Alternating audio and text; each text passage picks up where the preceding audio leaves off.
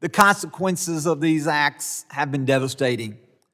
Thousands of Americans were lost to fentanyl poisoning. Gang members wreaked havoc in local communities. Young women like Laken Riley, Joycelyn Nungrara, and Rachel Moran were raped, abused, and murdered at the hands of illegal aliens. This committee led the way by impeaching Secretary Mayorkas for his willful and systematic refusal to enforce long-standing immigration law. Laws passed and amended over the years by bipartisan majorities in Congress. The American people also emphatically rejected the open border policies at the ballot box last November. What is not known by many, and what will be highlighted today at this hearing, is that the Biden-Harris administration could not have executed an open-door border policy on its own. They needed help, and that help came from non-governmental agencies funded by the federal government.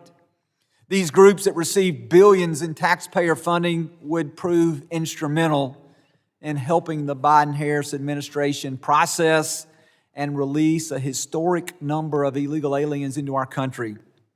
Under a DHS program called the Emergency Food and Shelter Humanitarian Program, EFSPH, which later became the Shelter and Service Program, FEMA provided grants to numerous NGOs, many of whom are operating at the southwest border.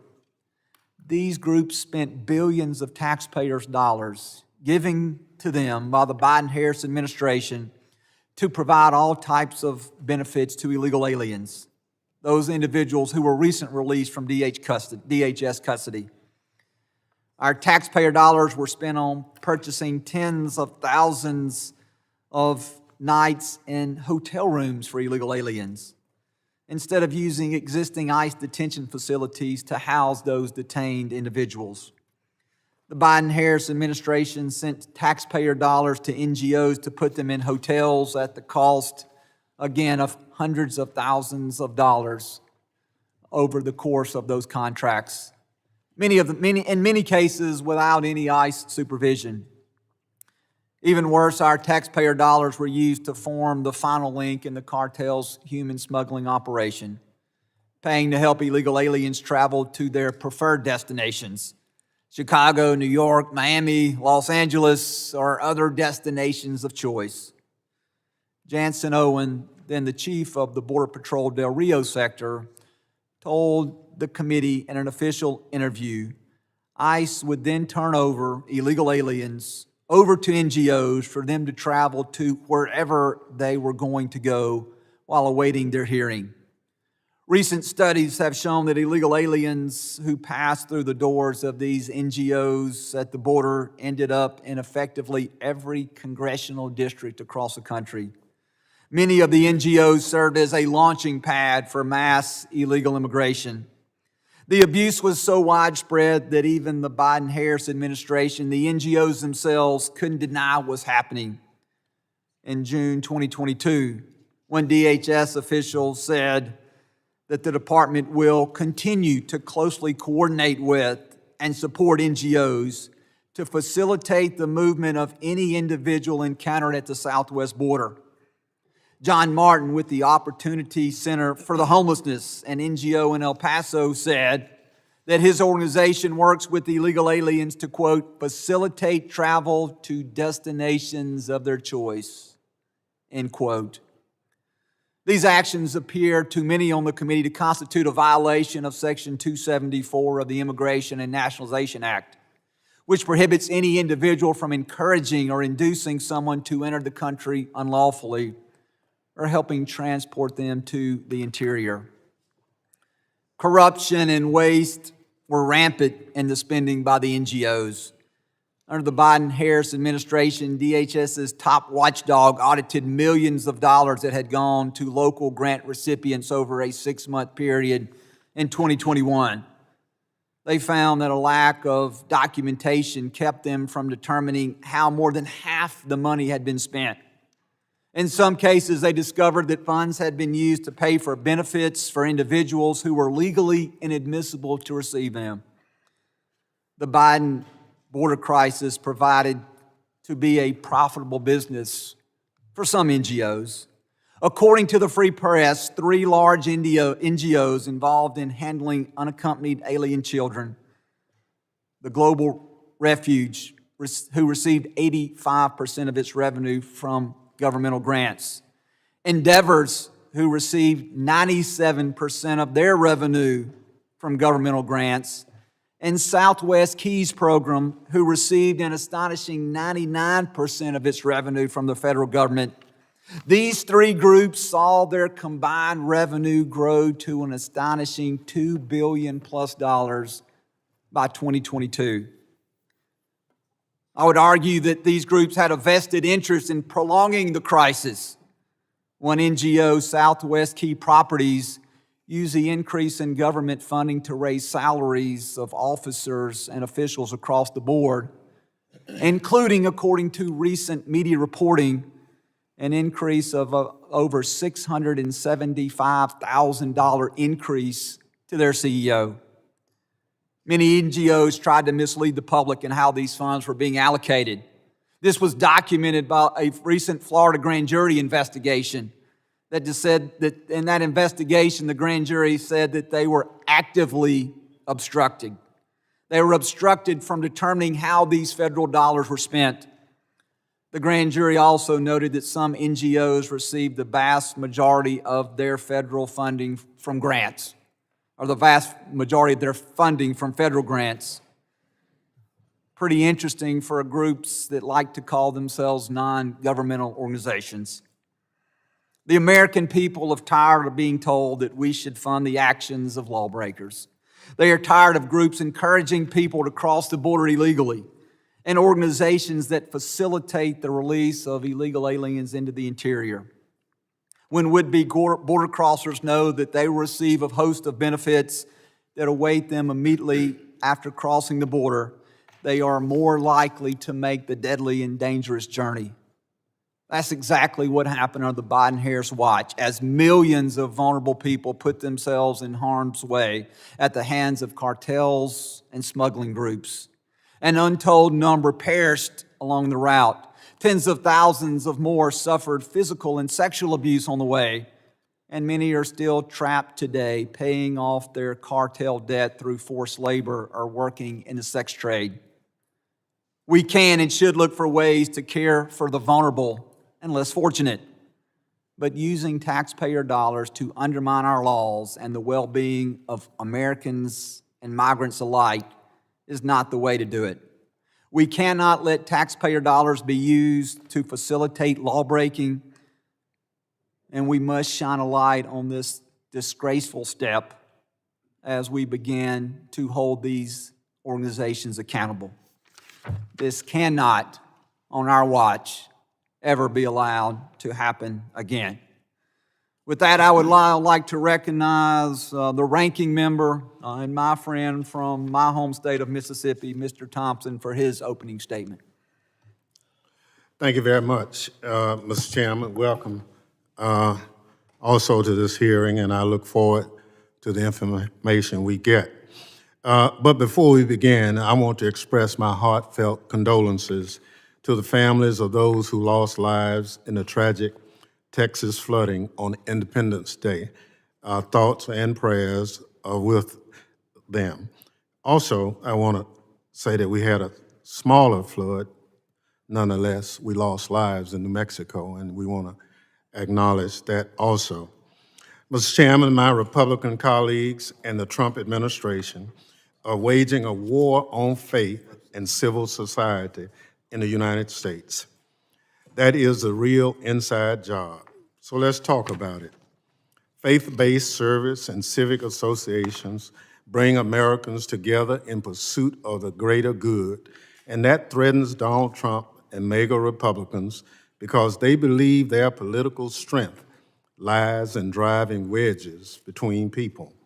In their pursuit of political power, Donald Trump and MAGA Republicans are ripping apart the fabric of what makes America great, our freedom to believe, to practice our faith, and to associate in civic organizations that help us in our pursuit of happiness.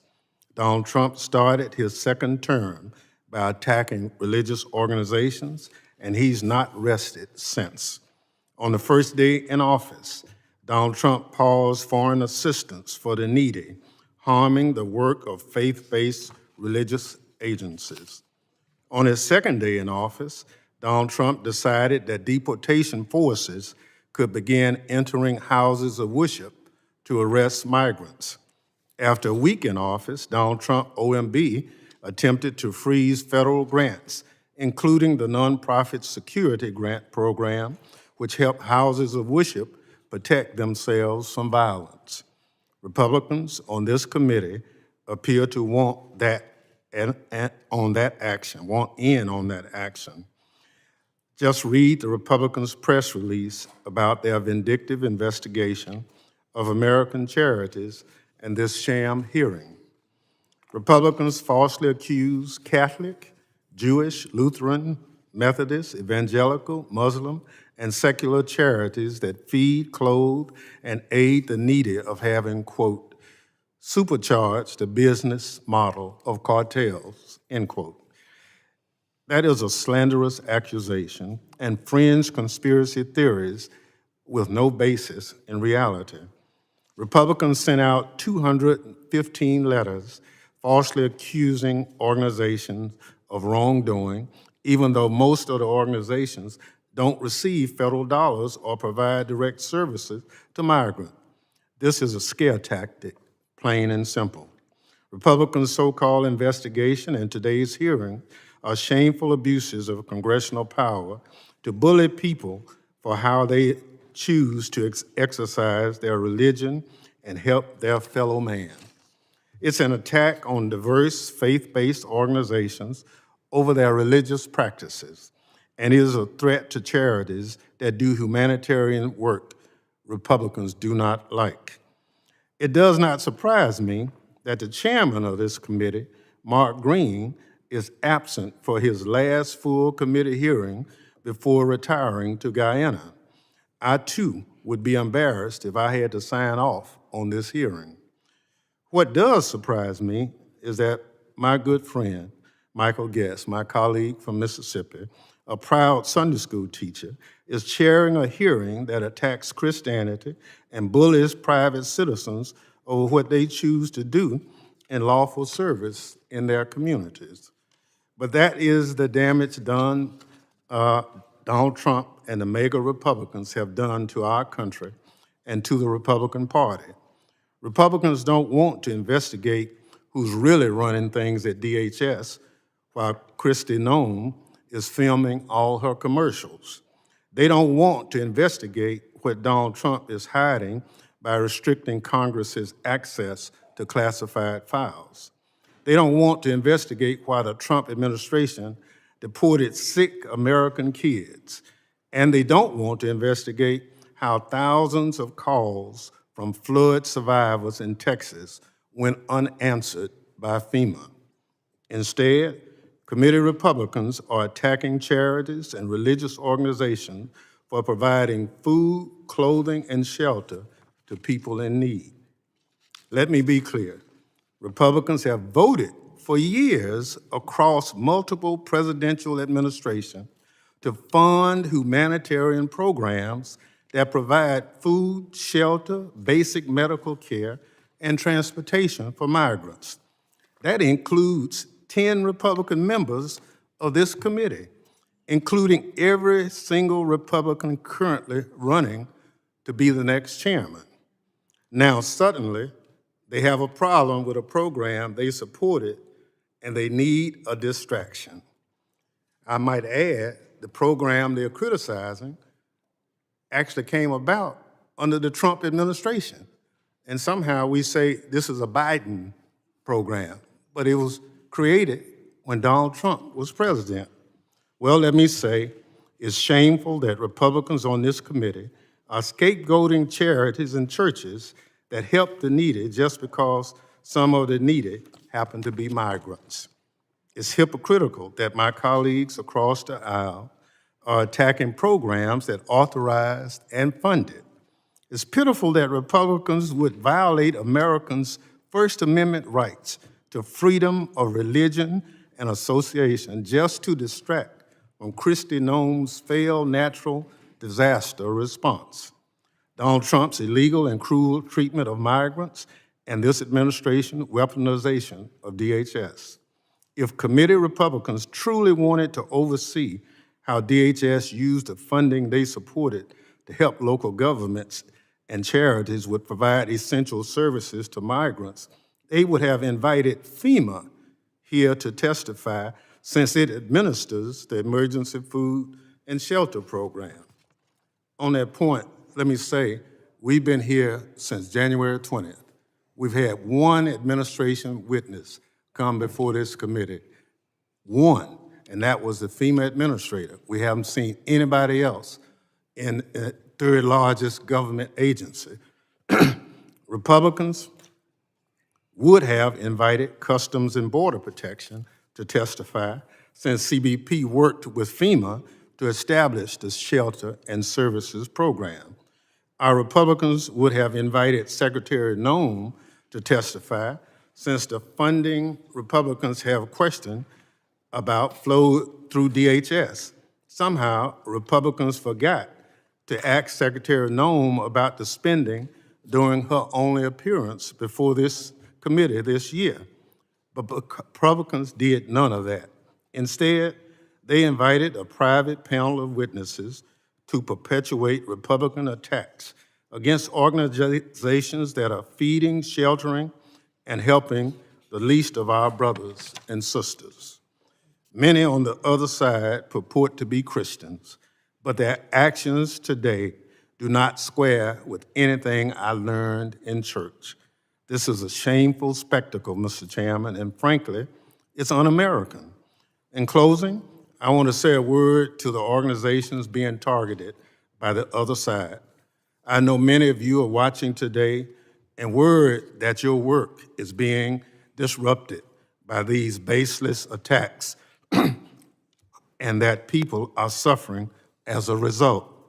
Please know that those of us on this side of the aisle support your constitutional right to live out your faith and act on the courage of your convictions as citizens of this great country. Nothing could be more American than that. Mr. Chairman, before I yield back, I ask unanimous consent to enter into the record a letter from over 600 nonprofit and nonpartisan organizations who stand in opposition to this hearing and Republican attacks on the services and advocacy they provide communities. Without objection, it'll be admitted into the record. I yield back.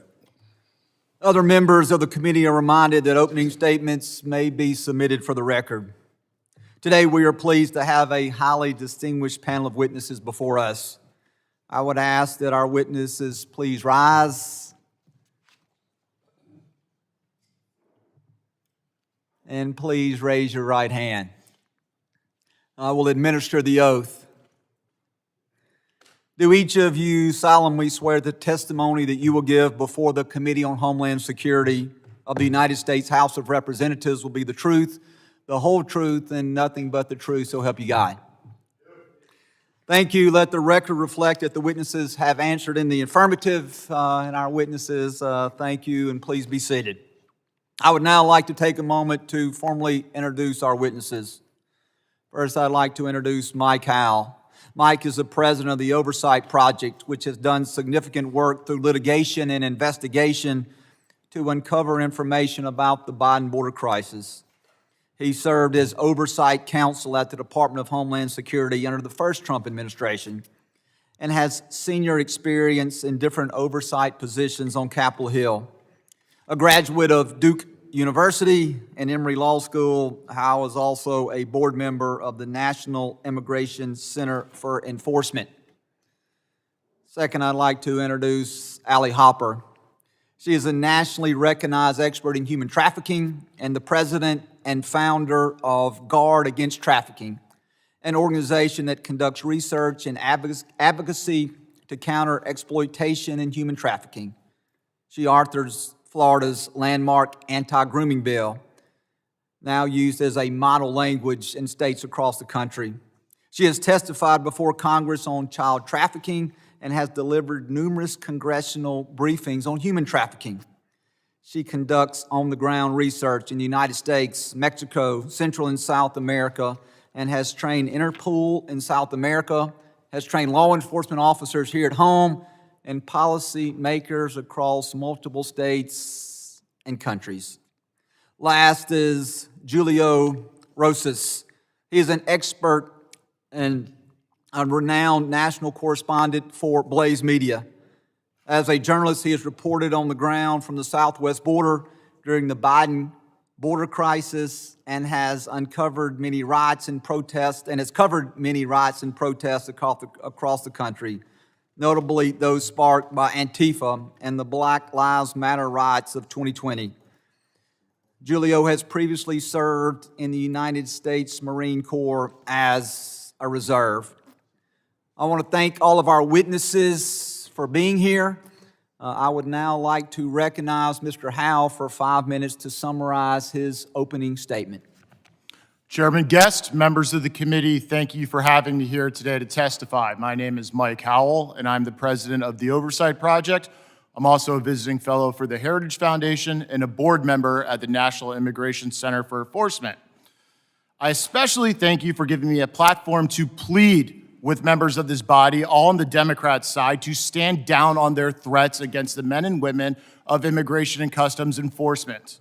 The violence is getting out of control, and it is fueled by the demagoguery of politicians.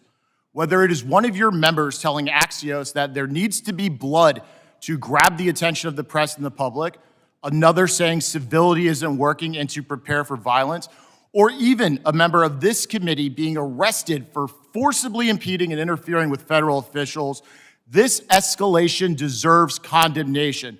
It needs to stop, and it needs to stop now. Assaults against ICE officers are up over 830%, and that's a lowball estimate. There have been violent incidents in Alvarado, McAllen, The gentleman suspend briefly. Yes, Mr. So Ranking Member. I got a point of order.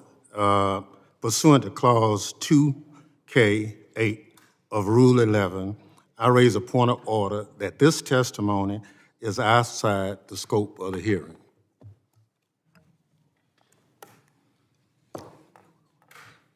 I would object to that position, Mr. Chairman. That's absurd. I would object as well. Man has a right to his 5 minutes of testimony. Clearly, the Democrats don't want to hear truth. I object to the ranking member's ridiculous position. The point of order offered by the ranking member is not in order. This individual has the opportunity to summarize his opening statement and the information upon which he used to form that opening statement, so the objection is overruled. Mr. Chairman, if I may, obviously I'm going to appeal the ruling of the chair and ask for a vote. But again, you know, this guy has an opinion. Mr. Chairman. Wait, do you? Mr. Chairman. No, I respect it. The chair has ruled that his testimony is part of the basis upon which he is briefing this committee, and it will be used to talk about his ultimate findings as it relates to the purpose of this committee. I understand your objection. The objection has been overruled. If you would like to challenge that, you are welcome to challenge that. Is the ranking member challenging the ruling of the chair? Mr. Chairman, I challenge the ruling of the chair. Is and there a appeal. motion? I have a motion. What's that motion, Mr. Motion Higgins? to table. There is a motion to table. The gentleman has moved that the motion to table, this is privileged and non-debatable. So we will then, is there a second to the motion to table? I second. Motion and several seconds of the motion to table. All those in favor of tabling the motion, please signify by saying aye. Aye. Any opposed? No. In the ruling of the chair, the ayes have it and the motion is tabled. Mr. Chairman, I ask for a recorded vote. As do I. A recorded vote has been requested. We would ask the clerk to please call the roll.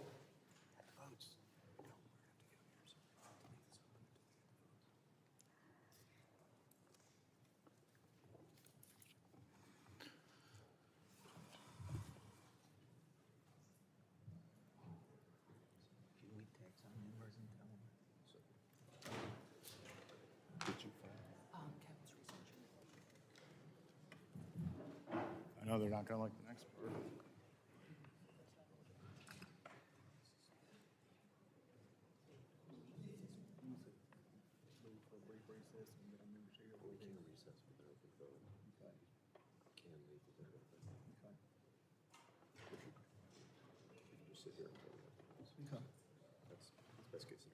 Well, we'll just sit around.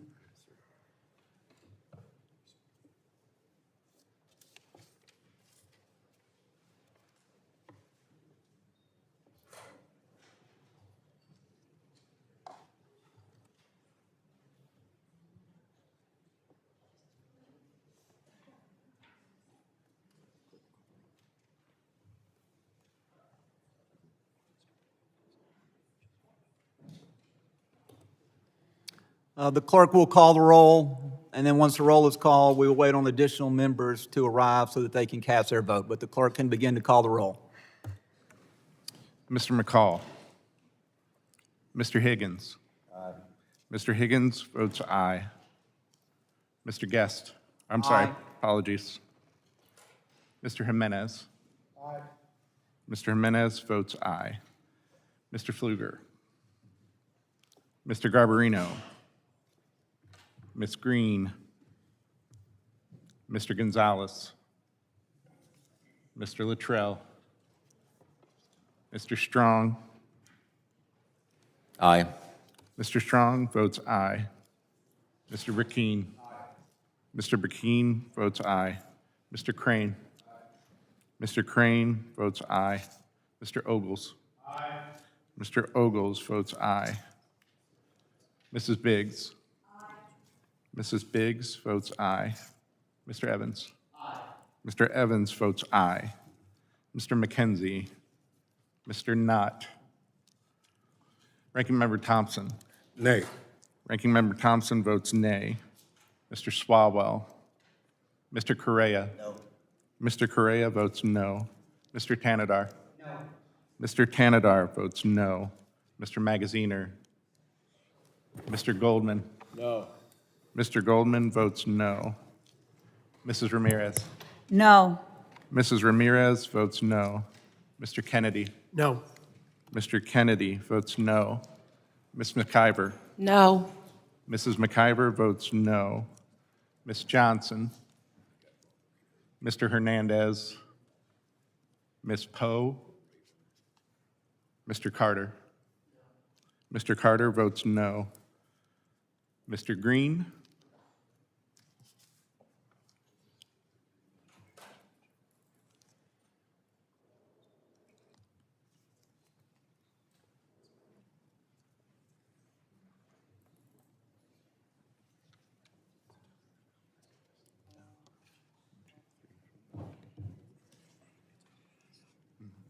Mr. Guest is yet to. Chairman still has a vote.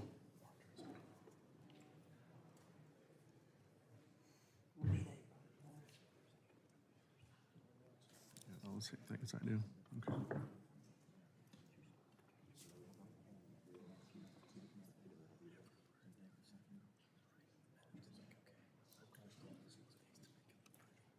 Yeah, we don't need it pretty right now. We just need it to be.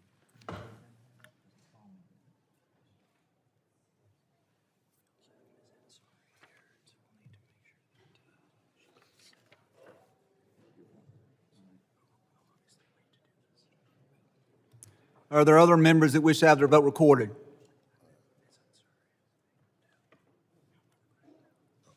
Mr. Clerk, how am I recorded? The chairman has not been recorded. I'd like to be recorded as an aye. Chairman Guest votes aye. The clerk will report the tally. Mr. Chairman, on that vote, there were 9 ayes and 8 noes. The motion to table is agreed to. Any other issues that need to be taken up before Mr. Howell resumes his testimony? Mr. Chairman, Yes, sir, Mr. Rankin. I'd like to ask unanimous consent that Ms. Ansari from Arizona be permitted to sit with the committee and question today's witnesses. Without objection, she will be allowed to sit and question witnesses, but not allowed to vote on any matters.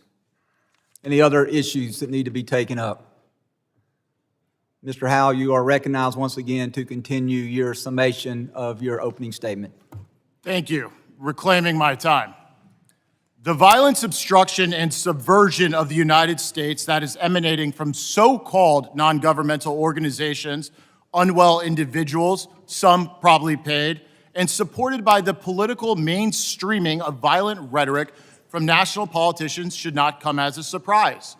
We saw the writing on the wall during the Biden border crisis, with the sick marriage between the government and so-called non-governmental organizations facilitating illegal immigration. The reason I call these groups so-called non-governmental organizations is because they, for the most part, draw funds from the government or have a preferential tax status from the government. They are more creatures of the government than they are non-governmental.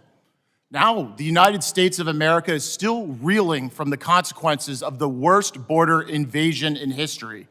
This was an invasion that was planned, promoted, encouraged, funded, and sustained by radical elements of the previous administration. This invasion could not have been accomplished without a colossal partnership between the government and open borders organizations. Simply put, under the Biden administration's open border policies, the government could only do so much to facilitate mass illegal immigration, welcome illegal aliens into the United States, and move them around the country. The Biden administration needed help, so they drove an estimated $6 billion to a conglomerate of 15 UN agencies and over 200 nonprofits, as recently calculated by the Center for Immigration Studies, to do the open borders work for them. Now, my organization, the Oversight Project, has led the way on exposing this border industrial complex. In December of 22, we published the first of its kind study tracking the cell phone movement of illegal aliens through these organizations at the border. With only a small sample size of 30,000 devices, we found that these devices went to 431 congressional districts. That's nearly everywhere in the country. In New York, we discovered a taxpayer-funded shelter providing false residency documents to illegals. In Mexico, we discovered flyers at an illegal alien staging camp encouraging illegals to remember to vote for Biden when they got in the U.S. In Arizona, we found a Mexican consulate official at an NGO advising illegals on how to lie to law enforcement and evade ICE. We have produced documentary evidence of non-citizens admitting on camera to being registered to vote in Arizona, Georgia, Minnesota, and North Carolina. This year, we obtained video evidence of an open borders organization in New York City hosting a seminar on how to evade ICE. This is the new trend. Open borders organizations are now in the obstruction of ICE business. Without the partnership and the money of the Biden administration, a blob of nonprofits, legal groups, and foot soldiers are taking to the streets to create chaos. This makes sense because the goal has always been destabilization. This destabilization is happening right here around us. Incendiary and defamatory protest rhetoric linked to the group 5051 and FLAIR, which is formerly the May Day movement, which did No Kings, which many members of this body promoted, and Party for Socialism and Liberation movements are some of the groups that are radicalizing individuals and inciting violence. And this only ends in violence. Now, the Oversight Project has asked this administration, the President Trump's administration, to stop issuing permits for peaceful protest to non-peaceful groups. People should be able to go to work in D.C. without being spat on, assaulted, or having an air horn blown into their eardrums. This happens all the time. I know firsthand. In conclusion, I'd encourage you all to think broadly about the blob of various organizations and strategies that were involved in sustaining the Biden border crisis and also understand what is still happening today. I thank you for the opportunity to testify, and I'm happy to answer any questions. Thank you, Mr. Howell. At this time, I'd like to recognize Ms. Hopper for her 5 minutes to summarize her opening statement. Chairman Guest, Ranking Member Thompson, and distinguished committee members, thank you for the opportunity to testify. My name is Allie Hopper, president and co-founder of Guard Against Trafficking, a nonprofit dedicated to combating human trafficking. As a Hispanic mother, I have held a 6-year-old Colombian child in my arms, cold, dirty, and shaking, left to die at the border by the cartel.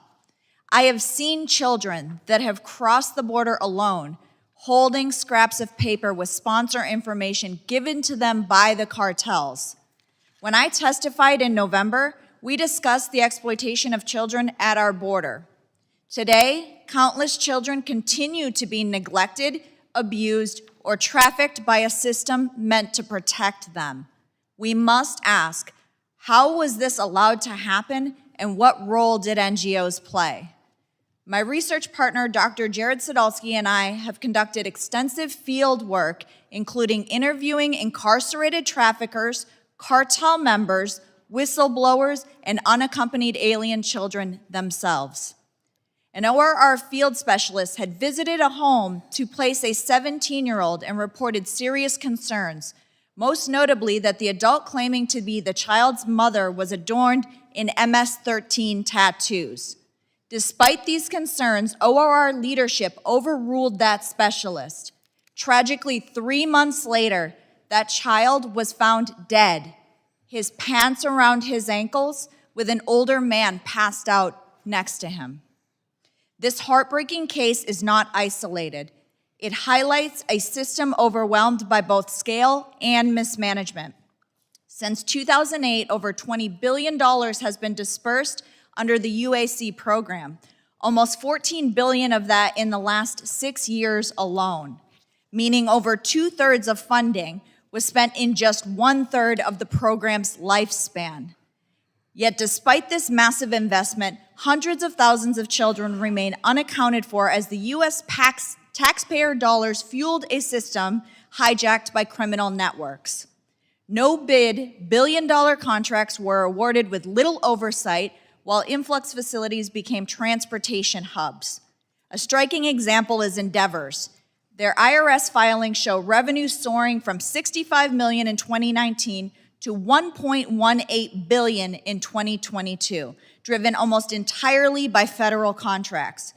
During this time, CEO John Allman's salary rose from $292,000 to $730,000, with 6-figure executive surge bonuses added. Endeavors ended 2022 with a $112 million surplus. Andrew Lorenzen-Strait, a former Biden transition official and ICE advisor, helped secure no-bid federal contracts for Endeavors and was caught on camera calling the border crisis a boom for business.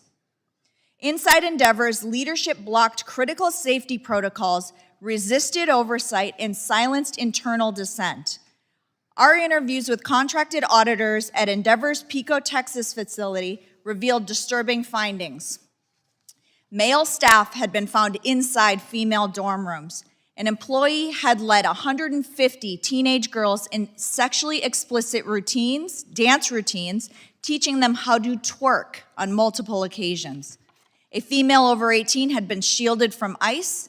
Others nearing 18 were released early to avoid transfer to ICE. And auditors were blocked from reviewing child sponsor placements. These abuses are not unique to Endeavors. Similar patterns existed across multiple NGOs. Federal contracts had prioritized speed over safety and rewarded output over outcomes, conditions which cartels exploited. A cartel operative in Tecate, Mexico, explained to us how children were routinely kidnapped and funneled into the U.S. for profit. Cartels infiltrated NGOs along those smuggling routes, turning humanitarian pathways into trafficking pipelines. Weak sponsor vetting worsened this problem. An HHS audit later found that 70% of sponsor applications were fraudulent, making proper post-placement welfare checks nearly impossible. Recently, we discovered about 117 unaccompanied children believed to be trafficked on a farm in the Midwest, where our intervention sparked a current investigation. These cases are emerging nationwide. Last week, ICE and CBP arrested about 361 illegal aliens at 2 cannabis farms in California, finding 10 unaccompanied children. So where do we go from here? This is not about politics, it's about protecting children and confronting modern-day slavery. Good intentions and humanitarian missions must never excuse harm when policies enable exploitation. Accountability and decisive action must ensure it never happens again. Thank you, Ms. Hopper. I now recognize Mr. Rosas for 5 minutes to summarize his opening statement. Mr. Chairman, I want to thank you for the opportunity to speak today about this important topic. I've been covering the U.S.-Mexico border as a reporter since 2019. I saw firsthand how secure the southern border was during President Trump's first term. I went on to be at the southern border for the next 4 years to document the deliberate and horrific open border policies implemented by the Biden-Harris administration. The numbers don't lie, the videos don't lie. What our country experienced was a deliberate invasion at the behest of the previous administration. Their efforts could not have been possible without the non-governmental organizations who provided the federal government the ability to flood our country with people who brazenly cross our borders illegally. The NGOs located along the border were often the first place processed migrants went to after being released by Border Patrol. These organizations helped the Biden-Harris administration avoid the bad optics of released migrants having to be on the street due to the large volume of overcrowding in certain sectors. Even with those efforts, the mass overcrowding still resulted in people sleeping on the streets, sometimes during the winter. Ultimately, the goal of these NGOs was to get people to their desired destination within the United States and get them settled in, even though their legal status was far from being secured. I would often see volunteers or staffers at the airport when I left the border guiding these processed migrants to ensure they made their flights. A few times, I saw them ushering unaccompanied minors. This is haunting to think back on now, knowing that Biden's HHS lost track of tens of thousands of minors once they reached their supposed final destination. By having this guaranteed help once they reached U.S. soil, illegal aliens had greater incentive to put their lives in danger by traversing through the Darien Gap and cartel-controlled territory in Mexico. One shelter in El Paso told me in 2023, around 80% of the women who had come to them had been raped, sometimes in front of their children. This highlights that despite the NGOs having the stated goal of helping these people, their help ends up harming the people who would go to use their services. Yes, they made it to the United States, but at what cost? Congress needs to ensure taxpayer dollars cannot be used to go towards enabling an invasion of our country ever again. It is a misuse of taxpayer dollars, and most importantly, it's a betrayal to the American people. Our tax money should be going towards Americans first and foremost. Instead, millions of dollars went to organizations such as Catholic Charities and International Rescue Committee. The reason why it's important to not let this happen again is because the 4-year-long border crisis facilitated by these NGOs is the reason why there are riots in sanctuary cities today. President Trump campaigned and won on carrying out mass deportations. And the American people want to undo the damage inflicted by the Biden-Harris administration. NGOs have even made an appearance at the recent unrest happening in Los Angeles County. A recent example of this is federal agents arresting 4 people for interfering with an operation by allegedly placing homemade spikes on the road with the intention to damage their tires. On their person was a bag branded with the logo of the Coalition for Humane Immigrant Rights Los Angeles. Congress needs to look into whether NGOs are supporting people directly or indirectly who are currently interfering with federal operations. I can tell you that while Americans are happy the border crisis is finally over, they want to see accountability, and I believe Congress can make that accountability happen should you decide to act. And since I have a little bit of time left, I want to say I'm here testifying today as a proud Latino, but most importantly, I'm here as an American citizen. This is my country, this is my home, this is where I grew up in. And that is why the rhetoric coming from one side of the aisle about these operations saying, no, no, no, we got to keep our cheap labor so that we can maintain our standard of living proves that they want to view Latinos simply as an underclass to siphon votes from and fearmonger from every time that there's an election. They're content with keeping us as that servant underclass, and that is why it is disgusting to see them criticize that recent raid in Ventura County where they found unaccompanied minors working alongside convicted sex offenders at a cannabis farm. No, we got to keep them there because or else how else are we going to get high if we can't have unaccompanied minors harvest our weed? It's quite frankly despicable. And the last thing I want to say is that the last time I appeared before this committee, we had one member say that Antifa is just an ideology, it's not a movement, by using an outdated quote from the FBI director. Well, coming back from Los Angeles, Seattle, and Portland just this past month with the recent riots, I can tell you that Antifa is very real, and the fact that they are also connected to that recent attempted ambush at that ICE facility in Texas. So I just wanted to reflect for the record that I was right then, and I'm right now, that Antifa is very real and they're very dangerous. Thank you. Thank you, and I want to thank all of our witnesses again for being here and for their opening statements. Members will be recognized by order of seniority for their 5 minutes of questioning. An additional round of questioning may be called after all members have been recognized. I'd like to recognize the gentleman from the great state of Louisiana, Clay Higgins, for 5 minutes. Thank you, Mr. Chairman. I appreciate the panelists for being here today. Let me ask you all a yes or no question, and we're going to build this thing out. Do you believe if an employee or an agent of an NGO that is implicated in child trafficking in a criminal investigation, if they cross the threshold of reasonable suspicion and they're investigated, and that investigation leads to the jurisdictional authority, the investigative authority, developing probable cause. So they cross the threshold of probable cause and they're arrested.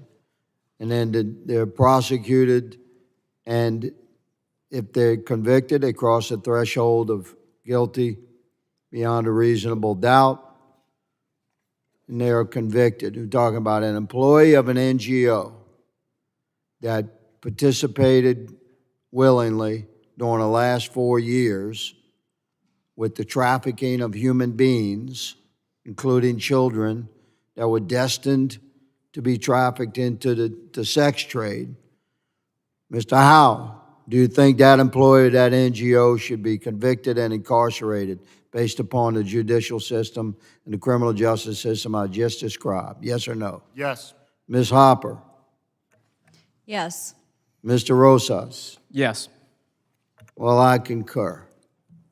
And much to the chagrin of a whole abhorrent industry of child trafficking that prospered from the open border policies of the Biden administration for 4 years, 2021, 22, 23, and 24. Much to the chagrin of these people that made bank, man. We're coming after them. And this executive branch is building criminal files. So I hope they're watching, and I hope they're frightened, and I hope they're getting their affairs in order, hiring their liberal attorneys to defend them, starting to shuffle their money around. We'll find it. Mr. Howell, are you aware that ongoing right now in our country, if DHS, ICE, FBI, local and state law enforcement agencies working on classified operations to locate, find, and rescue trafficked, tender age, mostly girls. I'm talking about girls under 14 and younger across the country that were trafficked into our country in 2021, 22, 23, and 24. Are you aware that those operations are ongoing? Yes, sir. They're trying to find the children the Biden administration lost. Thank you, Mr. Howell. Ms. Hopper, are you aware? I am. Mr. Rosas? Correct. I'm aware. Thank you. Would you be surprised that according to my research, which will very soon be revealed next week, they've rescued so far 35,000 tender age kids. How you like that? Now, according to Ms. Hopper's research, which I find fascinating, and everybody up here should, 70% of the documentation turned in by so-called sponsors, which were lined up by who? The NGOs. Through who? Primarily HHS. It was a pipeline, man. We fed a pipeline of tender age children into sex trafficking and slave labor into our country. We're finding these kids. We're tracking this fraudulent documents. You're right, Ms. Hopper. My research showed a little bit less, 65%. You said 70%. I'll go with 70. So be advised. Be advised. We are building out case files, criminal case files. We're interviewing these 35,000 kids, and we're finding out exactly what the hell happened, how they ended up in the nightmare where they were, and we're rescuing more. And there's nothing anybody can do about it. We're going to identify these children, we're locating these children, we're rescuing these children, and we're building out criminal files based upon the testimony of these young teenagers and the documentation of fraudulent vetting. And many of these NGO employees are going to find themselves wearing orange, be their new favorite color. Mr. Chairman, I appreciate the indulgence. I yield. Gentleman yields. The chair now recognizes Ranking Member Thompson for his 5 minutes of questioning. Thank you very much, Mr. Chairman. Mr. Chairman, you and I both are from Mississippi, and we know all too well the sense of devastation and hopelessness experienced by disaster survivors. Many of the nonprofits the majority is attacking today under your leadership are the very people who rush to support our constituents in their darkest days. It is a disappointing way to begin your tenure as chairman if your conference does, in fact, select you for that post. Mr. Chairman, you have read the same reporting I have.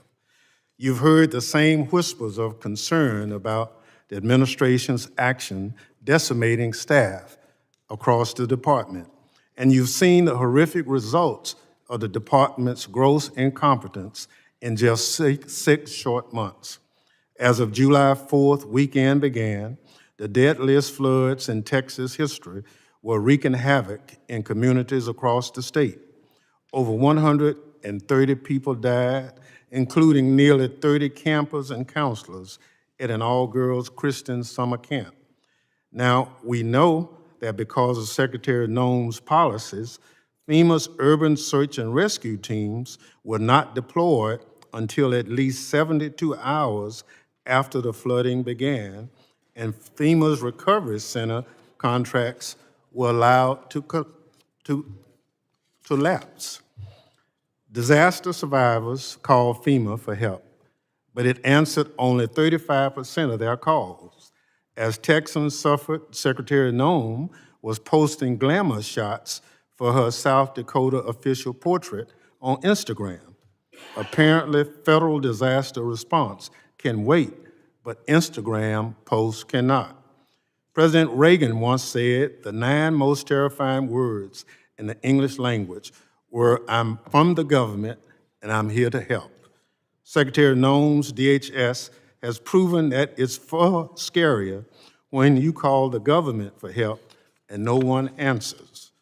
The Secretary has also allowed ICE to execute racist immigration raids, haphazardly rounding up Americans and migrants alike based on skin color, ethnicity, and the language someone speaks. She has defied court orders to halt deportation and timely returns wrongly deported individuals. Worst of all, the Secretary has overseen the deportation of American citizen children, including a 4-year-old with cancer, which I suppose is something you might expect from someone who's proud of shooting her puppy in the face. The Secretary has empowered unqualified mega lackeys to manage critical anti-terrorism operations charged with protecting our communities from hate-filled violence.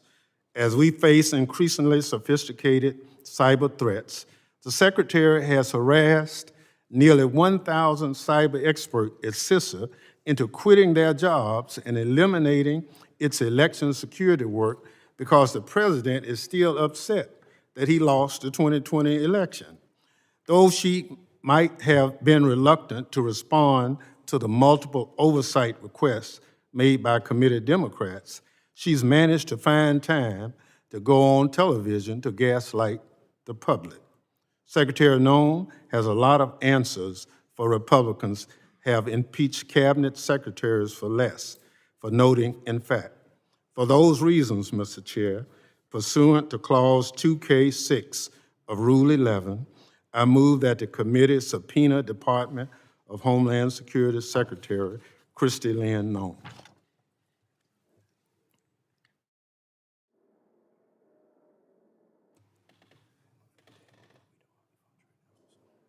Gentleman yield back? yield back. Before- The gentleman yields back. Is there a motion? Move to table the motion. There is a motion to table. The committee will suspend at this time.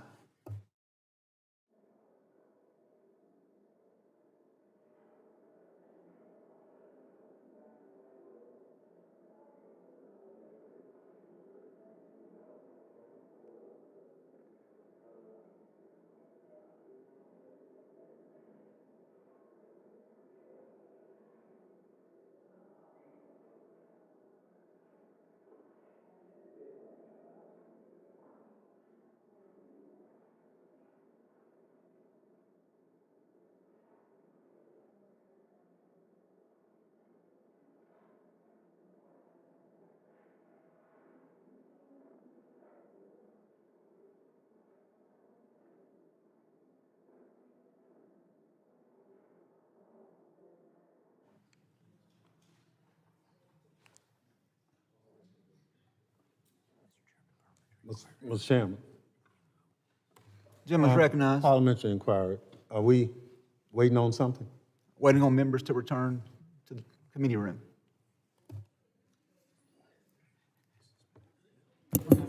So will you entertain that request from the minority when we don't have enough members to defeat a vote?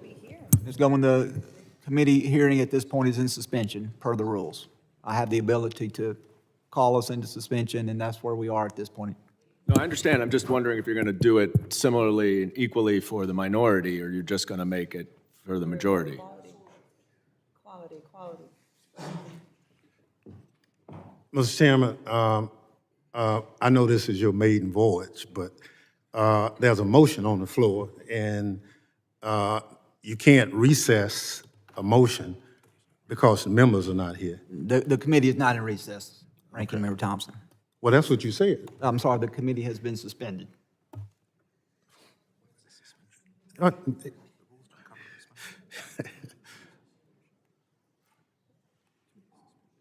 Point of order, Mr. Chairman. Yes, sir, Ms. Thompson. There's a motion before the committee, and I ask that my motion be acted on. You can't suspend it or do anything like that. That's not the rules.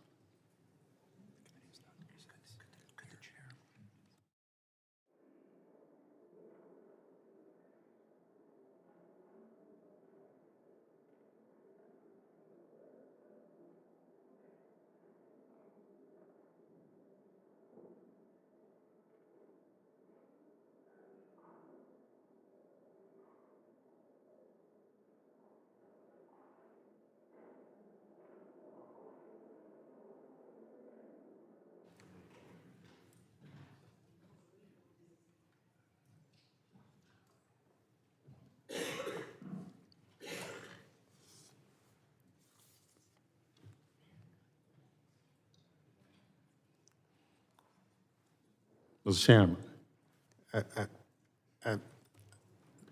the rules don't, of this committee don't allow for just to stop. And I'm just asking that we go forward with the motion.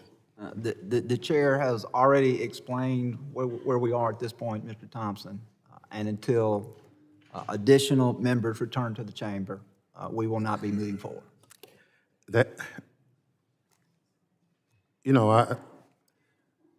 I'm just saying that if we following the rules of the committee, what you're doing is not in the rule. Your point has been made and is in the record that you do not feel that I'm following the rules. That has been made clear, Mr. Thompson, and so you can continue to make that and continue to put that in the record if you would like. Can you cite to us what rule allows for you to suspend until members return? Parliamentary inquiry.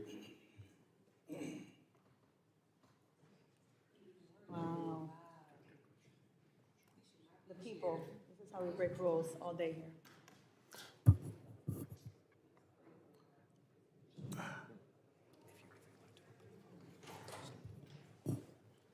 Law and order, folks.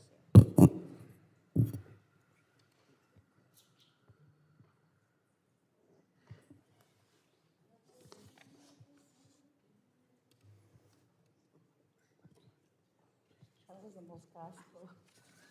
Mr. Chairman, I asked the parliamentary inquiry. Yes, sir, Mr. Goldman. Can you please cite the rule of the committee that allows you to suspend the hearing to wait for members to come for a vote? I assume you want to follow the rules of the committee as the chairman. As I understand, Mr. Goldman, it's at the chair's discretion. I have used that discretion, and I have suspended. I understand that you and Mr. Thompson and other members may not be happy with that, but that is the decision. No, I just want you to follow the rules. Simple question. I assume you want to follow the rules as the acting chairman.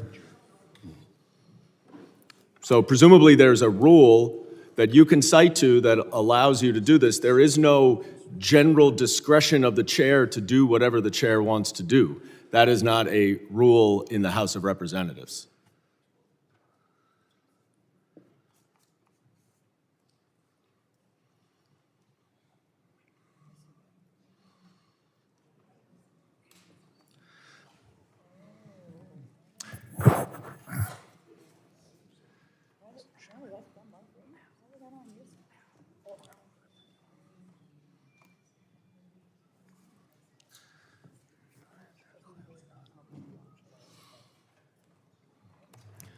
All right, at this time, the motion before the chair is a motion to table. That motion to table is privileged. That motion is non-debatable. All those in favor of the motion to table, please signify by saying aye. Aye. Any opposed, please signify by saying no. No. The chair rules that the ayes have it and that the motion prevails. Mr. I'm Chairman. assuming that there is a request for a recorded vote. Is that correct, Mr. Thompson? There is a request All for a right, recorded there vote. has been a request for a recorded vote. We'll let our clerk get situated.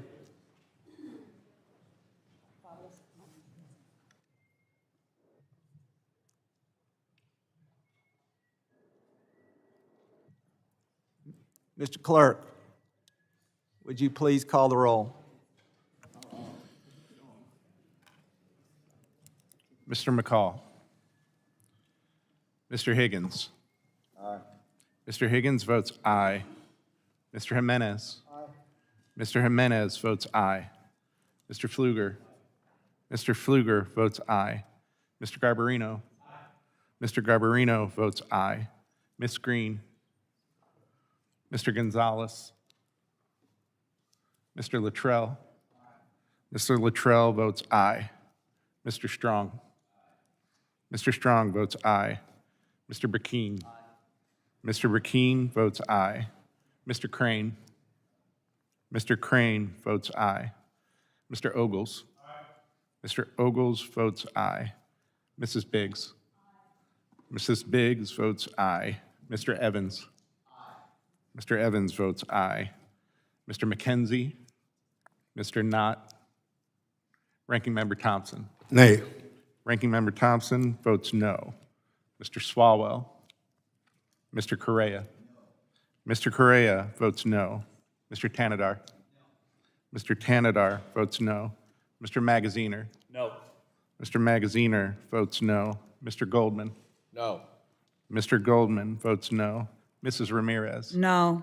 Mrs. Ramirez votes no. Mr. Kennedy. No. Mr. Kennedy votes no. Mrs. McIver. No. Mrs. McIver votes no. Ms. Johnson.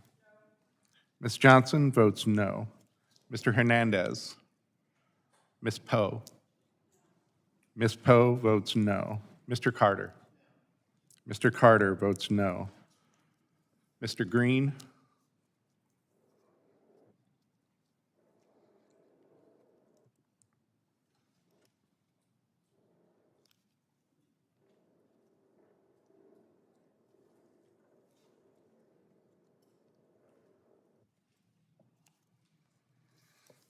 you got?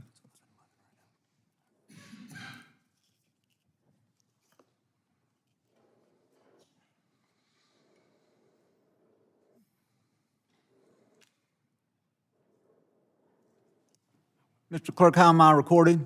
The chairman is not recorded. The chair votes aye. Chairman Guest votes aye. Are there other members who wish to have their vote recorded or to change their vote? Seeing none, would the clerk please report the tally of the vote? Mr. Chairman, on that vote, there were 12 ayes and 11 noes. The motion order. passes. Point of order. Can we please have the list of aye votes read to us and members that voted aye? The members that voted aye are as follows: Mr. Higgins, Mr. Jimenez, Mr. Pfluger, Mr. Garbarino, Mr. Luttrell, Mr. Strong, Mr. Burkeen, Mr. Crane, Mr. Ogles, Mrs. Biggs, and Mr. Evans, and Chairman Guest. Were all present to cast their votes?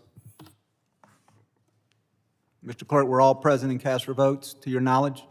Yes, all were present in the room when they voted. Thank you.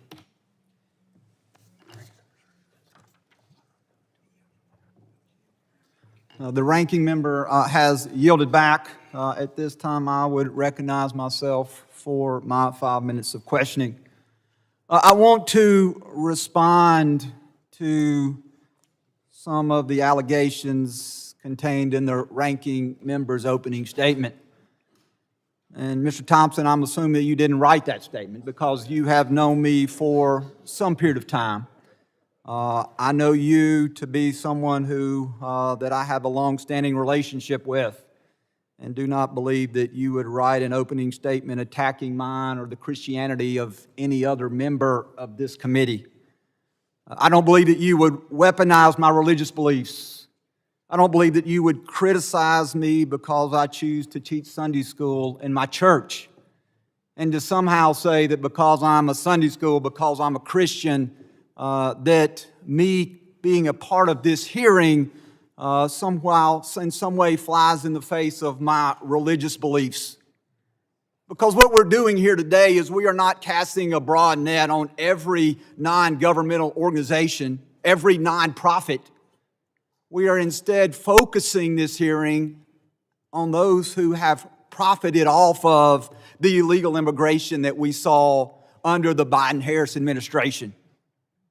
I have mentioned nothing in my statement about nonprofits such as Red Cross, Catholic Charities, Samaritan's Purse, Doctors Without Borders, nonprofits who actually take money and use it for the good, who are out there collecting money from their congregation, from members of the community who wish to give back.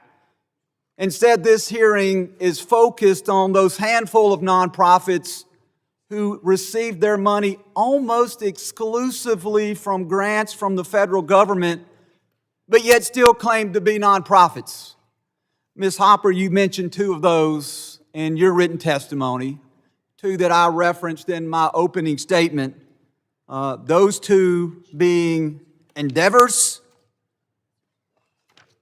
who, according to my information that I received, Endeavors received 97% of their funding from federal or local grants. They weren't out raising money. They weren't out there ringing the bell there at Christmas asking people to give money. They weren't in churches asking members of the congregation to please give to these organizations. They were instead an arm of the federal government in that they received 97% of their funding. And then Southwest Key Properties was an NGO that blew past that. 99% of their funding came from grants from the federal government. And what did these organizations do with that? You talk about in your testimony, Ms. Hopper, you talk about Endeavor, that in 2020, Endeavor reported $52 million in revenue. That in 2020, 2021, they reported $658 million in revenue. A $600 million increase in a year, with 97% of that money coming from the federal government. And then in 2022, they reported a record $1.18 billion from the federal government, or at least 97% of that. You talk about how executives for Endeavor padded their pockets, that with this increase in revenue comes increase in salary, that the compensation for the CEO doubled. You talk about these particular CEOs that I mentioned, instead of using that money to protect children, they were treating this money like venture capitalists. You also stated in there that an Endeavor's individual, someone within their organization, said that the border crisis was a boom for business. In an article from the New York Post, they talk about another one of these nonprofits. They talk about Southwest Key. The headline says, Texas nonprofit housing migrant kids took $3 billion in grants from Biden administration and boosted executive salaries up to 139% to pull the plug. And so I am offended when people from the other side say that we're not being Christian, that we don't want to help people. We're not saying that all nonprofits are bad. Many of us support and give money and volunteer to those. But this hearing today is focused on those nonprofits which were government funded, which were used by the Biden-Harris administration to continue to move people across the border against the will of the public and without the authorization of Congress. So with that, I yield back, and I now recognize my friend from California, Mr. Carrera, for 5 minutes for his questioning of the witnesses. Thank you, Mr. Chairman, and I do hope to continue to work with you as a friend here in this committee. I would also, though, want to point out that some of our witnesses have to be careful with the testimony. Mr. Rosa has pointed out Catholic Charities as being one of those organizations that received funding. I'm a Catholic. I'm kind of disappointed in that. Why? Because of what the chairman said. This Catholic Charities does good work. And you pointed out somebody who got money to do something that was unethical or illegal. Thank you. But, Mr. Chairman, big job here of this committee is oversight, okay? Homeland Security's budget is doubled. The mission, as was pointed out, some of the witnesses here today, was to go after undocumented criminals. Yet, back home every day, we're a peaceful, loving community. Masked ICE agents, no badge, no identification, grabbing people off the streets on the suspicion that they may be undocumented. Today, 70% of those apprehended, undocumented, are not criminals. They're hardworking taxpayers. Recently, a pastor in Florida that had been here for 20 years with a stay of removal was arrested. All of you have known, I told you the story, I'll tell you again. Father, 25 years, not a traffic ticket to his name. Father of 3 Marines was apprehended. DHS recently raided a church in California. Sanctuary. I thought we're supposed to go after criminals. What authority does DHS have to go after churches? Are these the right people? Not quite sure. Are we creating a national federal police here with unlimited powers? But, you know, let's not talk about undocumented here. Let's talk about U.S. citizens, okay? Countless U.S. citizens being detained in this country. In my district, an attorney, woman, female, walking down Centennial Park, apprehended by ICE, did not touch, did not do anything offensive to the ICE agent, was arrested, put in a van with no windows, cuffed, taken to a detention center for hours. What are we coming to? Many stories like that. U.S. citizens being detained by ICE, not for a few hours, but for a few days. So a U.S. citizen speaking with an accent.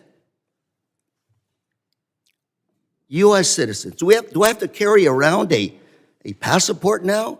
Do I have to tell children that are American citizens to have their ID and passports with them? Is that what we're coming to? Mr. Chairman, I want to work with you. Let's work on oversight, okay? A lot of these ICE agents, their performance, are probably going to rely on that defense called qualified immunity when they do things like violate our constitutional rights. What's our defense for not doing a job of oversight? Facial recognition technology now? Everybody now, citizens or not, U.S. citizens, facial recognition technology without your permission, without a warrant. We should, Mr. Chairman, today have Todd Lyons, Acting Director of ICE, come before this committee and explain what's going on.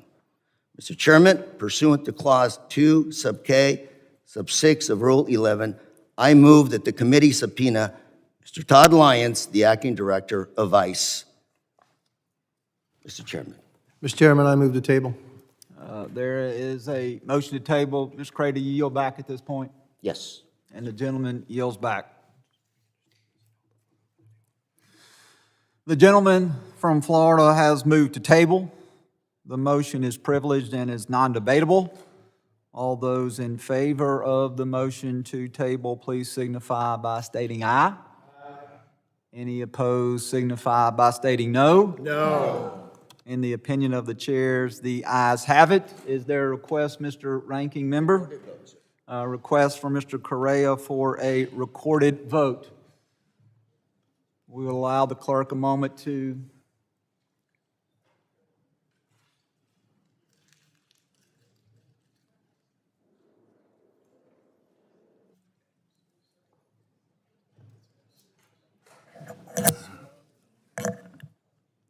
a recorded vote in this matter has been called. Mr. Clerk, if you would please call the roll. Mr. Green of Tennessee, Mr. McCall, Mr. Higgins, Mr. Jimenez. Mr. Jimenez votes aye. Mr. Pfluger. Mr. Pfluger votes aye. Mr. Garbarino. Mr. Garbarino votes aye. Ms. Green. Mr. Gonzalez. Mr. Luttrell. Mr. Luttrell votes aye. Mr. Strong. Aye. Mr. Strong votes aye. Mr. Burkeen. Mr. Burkeen votes aye. Mr. Crane. Mr. Crane votes aye. Mr. Ogles. Mr. Ogles votes aye. Mrs. Biggs. Mrs. Biggs votes aye. Mr. Evans. Mr. McKenzie. Mr. Knott. Aye. Mr. Knott votes aye. Ranking Member Thompson. Nay. Ranking Member Thompson votes no. Mr. Swalwell. Mr. Correa. No. Mr. Correa votes no. Mr. Tanadar. No. Mr. Tanadar votes no. Mr. Magaziner. Mr. Goldman. No. Mr. Goldman votes no. Mrs. Ramirez. No. Mrs. Ramirez votes no. Mr. Kennedy. No. Mr. Kennedy votes no. Mrs. McIver. No. Mrs. McIver votes no. Ms. Johnson. Ms. Johnson votes no. Mr. Hernandez. Ms. Poe. Ms. Poe votes no. Mr. Carter. Mr. Carter votes no. Mr. Green of Texas. Are there other members who wish to have their vote recorded? Mr. Evans is not recorded. Mr. Evans votes aye. Mr. Clerk, how is the chair recorded? The chair is not recorded. Mr. Chair, Mr. Magaziner recorded. Mr. Mr. Clerk, Magaziner is was Mr. not Magaziner recorded? Mr. Magaziner was not recorded. Mr. Magaziner, how would you like to be recorded? Mr. Magaziner is recorded as a no. Mr. Magaziner votes no.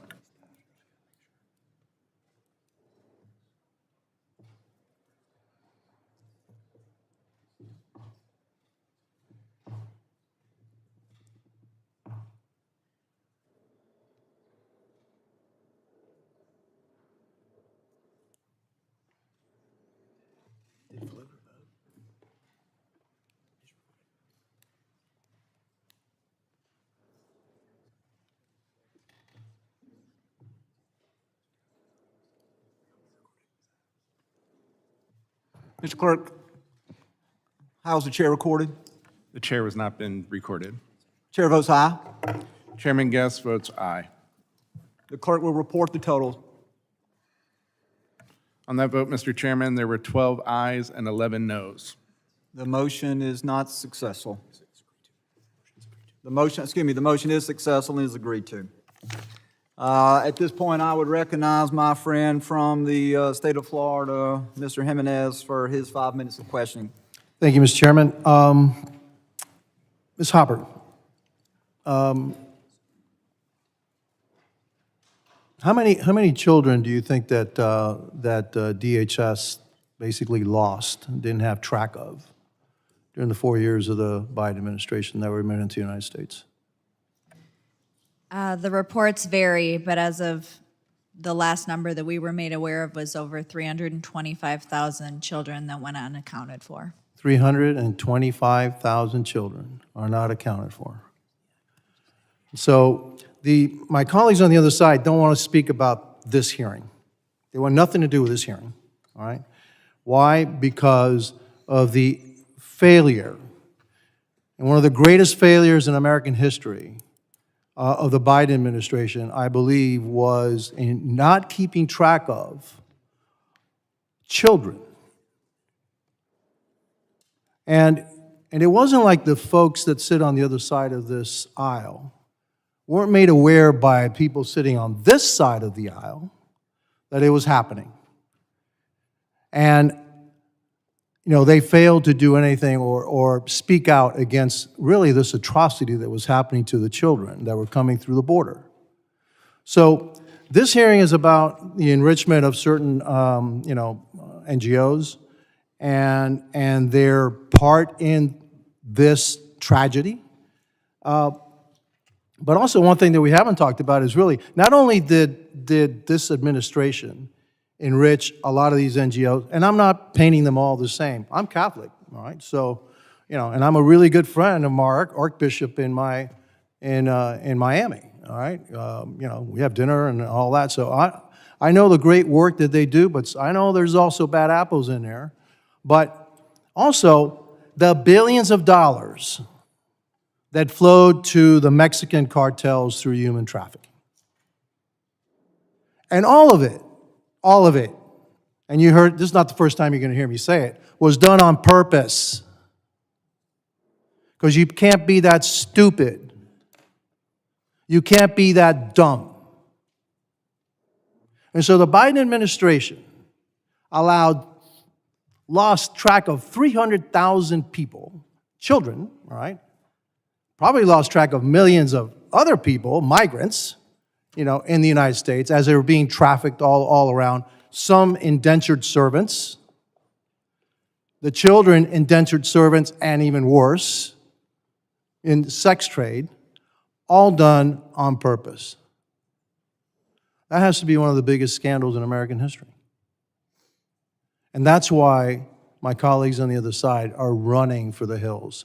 But you can run, but you can't hide. And you can't justify the inexcusable. And it's not like we didn't tell them. And it wasn't like I wasn't here for 4 years telling them, hey, this is happening, and it's done on purpose. And a lot of my colleagues here were doing the same thing, and they just ran away. And now they're trying to say, well, I don't want to talk about this. I don't want to talk about what we're talking about today.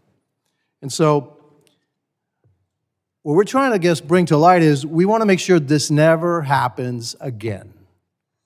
And yeah, we need to bring it to light right now because it wasn't going to be brought to light under the Biden administration. All right, and make sure that it never happens again. And I thank God that we have President Trump in office who has controlled the border. And so the cartels aren't getting richer by the minute using human trafficking, and that our children, those children are not being exploited. And so, again, what can we do to make sure this never happens again, Ms. Hopper? Thank you for your question. I actually had compiled a couple of policy recommendations. Now, there are more than what that I can provide, but first of all, we need to initiate forensic audits of all ORR contracts over $100 million and potentially suspend funding until completed, along with implementing full clawback provisions for unspent funds and mandate independent federal oversight, standardized tracking, and thorough home studies for UAC placements. Thank you, and I hope that we as a committee can take those recommendations and put them into legislation, and I hope it would be a bipartisan effort, because what's happening to those children is definitely a crime. Thank you, and I yield back. The gentleman yields Point back. of order, Mr. Chairman, point of order. Point of order. Thank you. I ask unanimous consent to include into the record this Republican press release from this committee saying that Catholic Charities and the U.S. Conference of Catholic Bishops is in fact under investigation. Without objection, he will be admitted. Chair now recognizes the gentleman from the state of Michigan, Dr. Thanadar, for his 5 minutes of questioning. Thank you, Chair, and thank you, Ranking Member. Today I speak as a representative of the American people who desire accountability, transparency, and integrity. My Republican colleagues on this committee continue to discuss fabricated allegations and are intimidating NGOs, a step straight out of the authoritarian playbook. If they want to investigate fraud, waste, and abuse, this committee should instead focus on DHS Inspector General Joseph Kufari's failure to uphold his office's core principles of accountability, transparency, and integrity. The position of Inspector General is a vital one. IGs are tasked with ensuring the agency they oversee remains honest and lawful. During a period when the DHS is riddled with incompetence and abuse of law, the Inspector General is ever so important. However, it is clear that Mr. Kufari is incapable of holding DHS responsible due to his own disregard for accountability. IG Kufari misused $1.4 million in taxpayer dollars by hiring a private law firm to investigate his own employees in retaliation for their criticism of his qualifications. He ultimately had to pay one of those employees $1.7 million settlement. Inspector Generals are supposed to protect whistleblowers from retaliation, not be the source of retaliation. The IG misrepresented himself during his confirmation process by failing to disclose when asked that at the time of his retirement from the Justice Department, he was under investigation by the DOJ's Office of Inspector General for ethics violations. Furthermore, he provided inaccurate and misleading answers with respect to possible misconduct when he was a federal law enforcement officer. We also know that Mr. Kufari routinely deleted text messages from his own government-issued phone, a violation of federal record-keeping laws. Lastly, he continuously obstructed this committee's work by refusing to respond to inquiries and blocking his employees from appearing for transcribed interviews.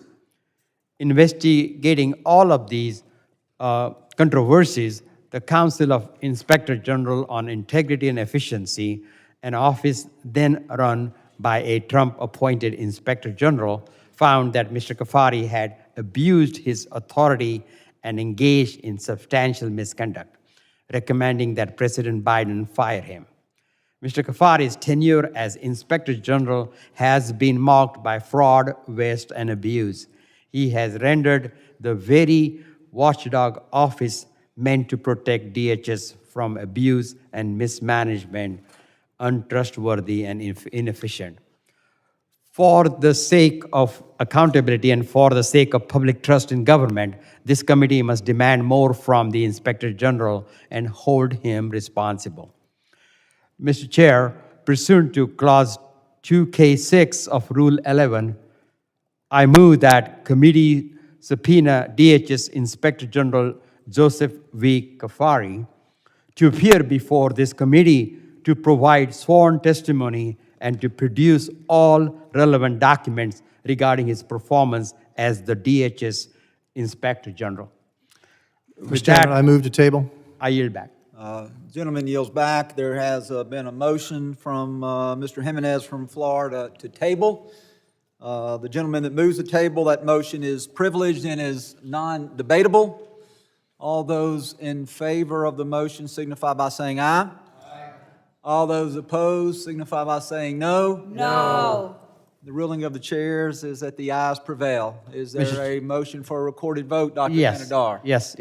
A motion for a recorded vote has been made. If we will take a moment to allow the clerk to return to his position.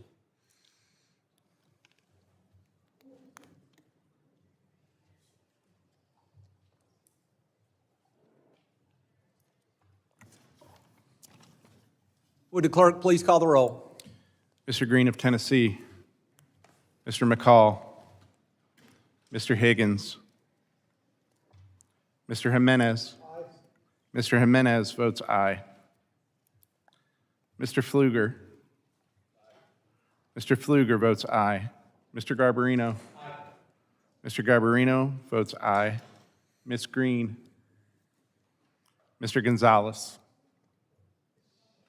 Mr. Luttrell. Mr. Luttrell votes aye.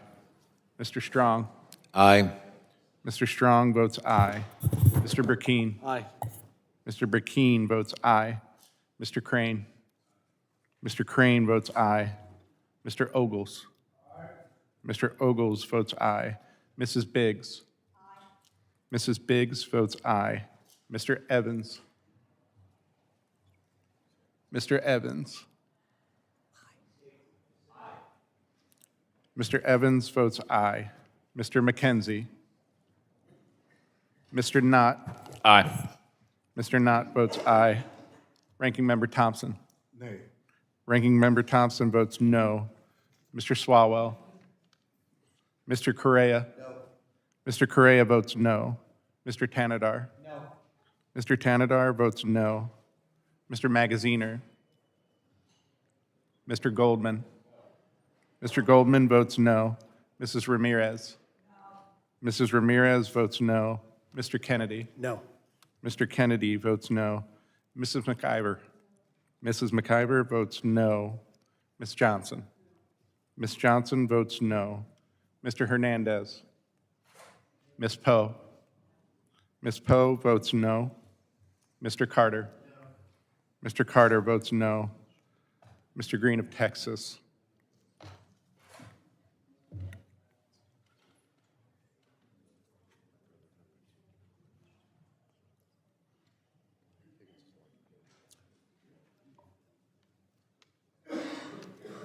How am I recorded?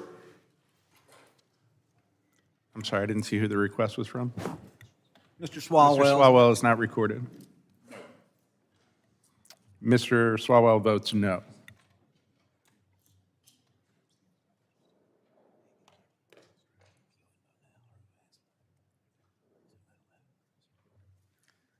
Mr. Clerk, how's the chair recorded? The chair has not been recorded. Chair votes aye. Chairman Guest votes aye.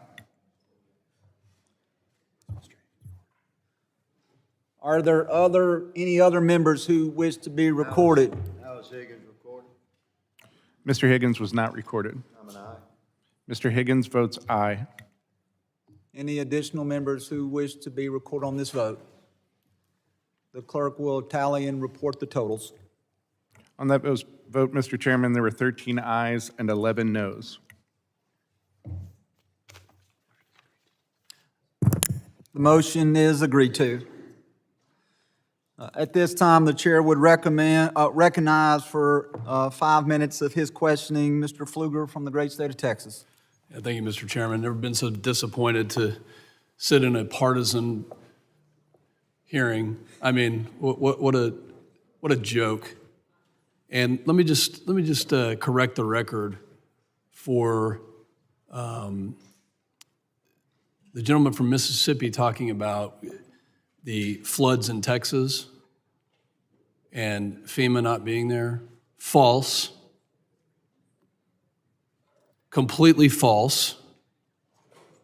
They were there. I don't think the ranking member was there. I was there. Several people on this committee were there. So the assertion that FEMA was not there, you want to politicize something? Go politicize something else. But that's out of bounds. What a tragedy. And to try to take advantage of that in this space, the Homeland Security space, formed after 9/11, what a tragic statement to make. I mean, of all the things, and we kind of knew the politicization was coming, but for it to happen in this committee, Secretary was there multiple times. FEMA director was engaged everywhere. People on this committee were recovering and searching for bodies. I'm shocked, totally shocked at that statement. You know where else my colleagues on the other side of the aisle were not? They weren't at the border for the last 4 years. I was there. I'd like to seek unanimous consent to submit for the record 2 videos from the Darien Gap from a Codell in 2023, Mr. Chairman. Without objection. These videos show the children that are walking through, and only one Democrat accepted the offer to go to that Codell, to go see firsthand. Only one. The entire subcommittee was invited, and yet only one, and he's no longer a member. Only one. And you know how many hearings we had at the border from 2021 and 2022? 0. You know how many hearings we had on border security from 2021 to 2022? 0. So it's pretty rich to hear the assertions from the gentleman from Mississippi that the FEMA director is not involved in flooding, that DHS is not involved in flooding. Ms. Hopper, in your testimony, you talk about unprecedented trafficking due to lax sponsor vetting. And you also talk about alarming conditions and falsified records. I'm going to give you 2 minutes to describe the lack of sponsor vetting that led to the abuse of children at a level that is completely unprecedented. And be specific. Thank you for your time. When we're talking about sponsor vetting, when I spoke with a retired Border Patrol agent, he had said that the requirements to adopt a dog that was about to be euthanized were higher than the standards and the documents that needed to be provided for an adult to sponsor a child. He went through more hoops to adopt a dog than what people would go through to sponsor a child. When it only takes 2 phone calls to verify that someone picks up on the other line, voice verification, or you receive a photograph of an identification through WhatsApp with no facial match to the person sending the photograph. When people talk about doing better job in Photoshop with fake IDs than what the documents they received in a picture of an ID, and no meaningful background checks on these sponsors, when you have children that are unaccompanied. And as a mother, as a Christian, as a Hispanic, you have children being sent to known pedophiles, known gang members, known individuals with criminal backgrounds. That is what led to this. Thank you. Every single person that was on this committee from 2021 to the end of President Biden's presidency went to the border multiple times, and saw these atrocities that were happening firsthand, talked to these kids, saw the ones that were left in the brush. So it's pretty rich to say that we shouldn't be looking at NGOs that had a role, that were culpable and complicit in not vetting people or not doing the appropriate work. Mr. Chairman, thank you. Thank you for holding this hearing. I yield back. Gentleman yields back. The chair now recognizes the gentleman from California, Mr. Swalwell. Nobody asked for the cruel deportations that we're seeing right now. We were promised that violent criminals, the worst in our community, would be removed. I'm good with that. I don't want violent criminals who are undocumented in our community. I'll help with that. Put out a list of 1,000 people. Most Americans are up for getting those folks out of our community. We were promised the worst would be removed. What we have found is that rather than focusing on the worst offenders in our community, this administration arrested a 6-year-old battling leukemia and detained that 6-year-old in the cruelest, harshest conditions. ICE detains 6-year-old leukemia patient and his family, even though they followed every immigration rule. In detention, the children cried every night, according to the family's attorney. The woman's 6-year-old son also experienced bruising and bone pain, both symptoms of leukemia, and missed an appointment related to his cancer treatment. His sister barely ate. Don't give me this Christian nonsense that I've heard from some of these witnesses. I'm a Christian. I'm a father. I'm from a law enforcement family. I was a prosecutor. This is not who we are. This is not what any American signed up for. This administration deported a 4-year-old American citizen battling cancer. They arrested a U.S. Marshal. They're not up for this job. They're just up for the cruelty, for owning the libs. They're not serious about protecting our communities from the worst. And these ICE agents running around our communities like masked bank robbers, terrorizing women, they're going to get themselves hurt, and I hope that doesn't happen. And we're already seeing women are being targeted by people who are impersonating ICE agents. I hope every state that is able to, and every community that is able to, unmasks ICE with their policies. If you're standing on the law, you can show your face. The FBI, they're probably doing a search and seizure right now at some dangerous criminal's home. They're not masked. They loudly, on their blue jackets, have that yellow insignia that says FBI. No other law enforcement agency in America runs around our communities masked. It's time that we unmask ICE.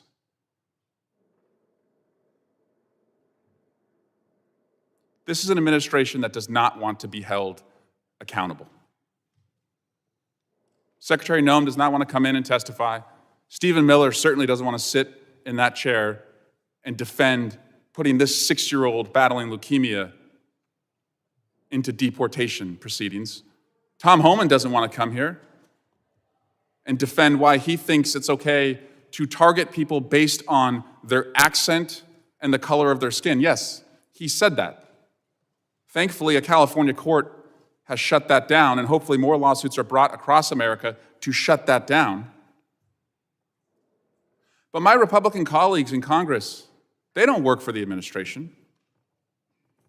They are, theoretically, an independent branch of government. Article 1, the preeminent branch of government. So why do they go for this? Why do they enable this? Why aren't they outraged that this 6-year-old boy was in a condition where children are crying every night and experiencing bone pain as he fights cancer? This issue is pretty simple. Go after the worst and protect the most vulnerable, the ones who are contributing to our community. So if our Republican colleagues are not up for holding the administration accountable, then Democrats will. So, Mr. Chairman, pursuant to Clause 2K6 of Rule 11, I move that the committee subpoena White House Deputy Chief of Staff for Policy and Homeland Security Advisor Stephen Miller. Gentlemen, yield back? Yes. Is there a motion? Motion to table. There has been a motion to Recorded table.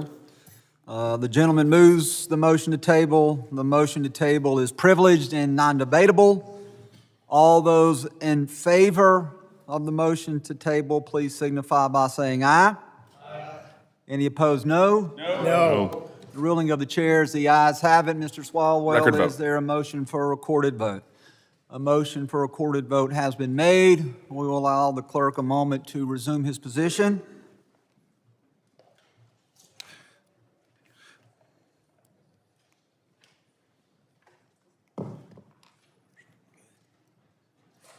The clerk will call the roll. Mr. Green of Tennessee. Mr. McCall. Mr. Higgins. Mr. Higgins votes aye. Mr. Jimenez. Mr. Jimenez votes aye. Mr. Pfluger. Mr. Pfluger votes aye. Mr. Garbarino. Mr. Garbarino votes aye. Ms. Green. Mr. Gonzalez. Mr. Luttrell. Mr. Luttrell votes aye. Mr. Strong. Aye. Mr. Strong votes aye. Mr. Burkeen. Aye. Mr. Burkeen votes aye. Mr. Crane. Mr. Crane votes aye. Mr. Ogles.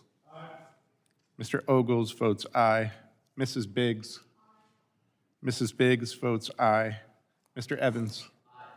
Mr. Evans votes aye. Mr. McKenzie. Mr. McKenzie votes aye. Mr. Knott. Aye. Mr. Knott votes aye. Ranking Member Thompson. Ranking Member Thompson votes no. Mr. Swalwell. Mr. Swalwell votes no. Mr. Correa. Mr. Correa votes no. Mr. Tanadar. Mr. Tanadar votes no. Mr. Magaziner. Mr. Magaziner votes no. Mr. Goldman. Mrs. Ramirez. Mrs. Ramirez votes no. Mr. Kennedy. No. Mr. Kennedy votes no. Mrs. McIver. Mrs. McIver votes no. Ms. Johnson. Ms. Johnson votes no. Mr. Hernandez. Ms. Poe. Mr. Carter. Mr. Carter votes no. Mr. Green of Texas. Mr. Green of Texas votes no.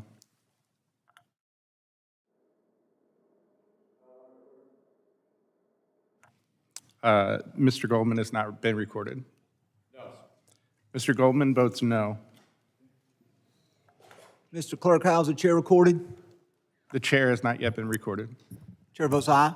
The chairman votes aye. Are there any other members who wish to have their vote recorded? If not, the clerk will report the total to the committee.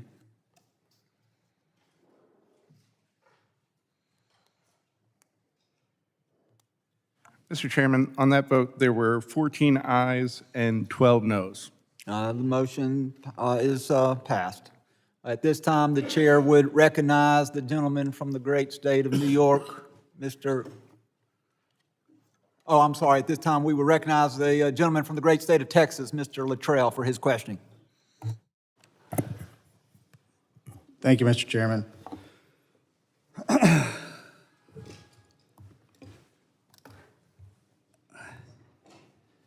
I'm going to point out Mr. Swalwell's point about that young man, and I don't know the information on it, that he was detained. We have to do a better job, here on this committee as far as oversight goes. There's multiple problems that I see. We should do our absolute best in the department to not make mistakes.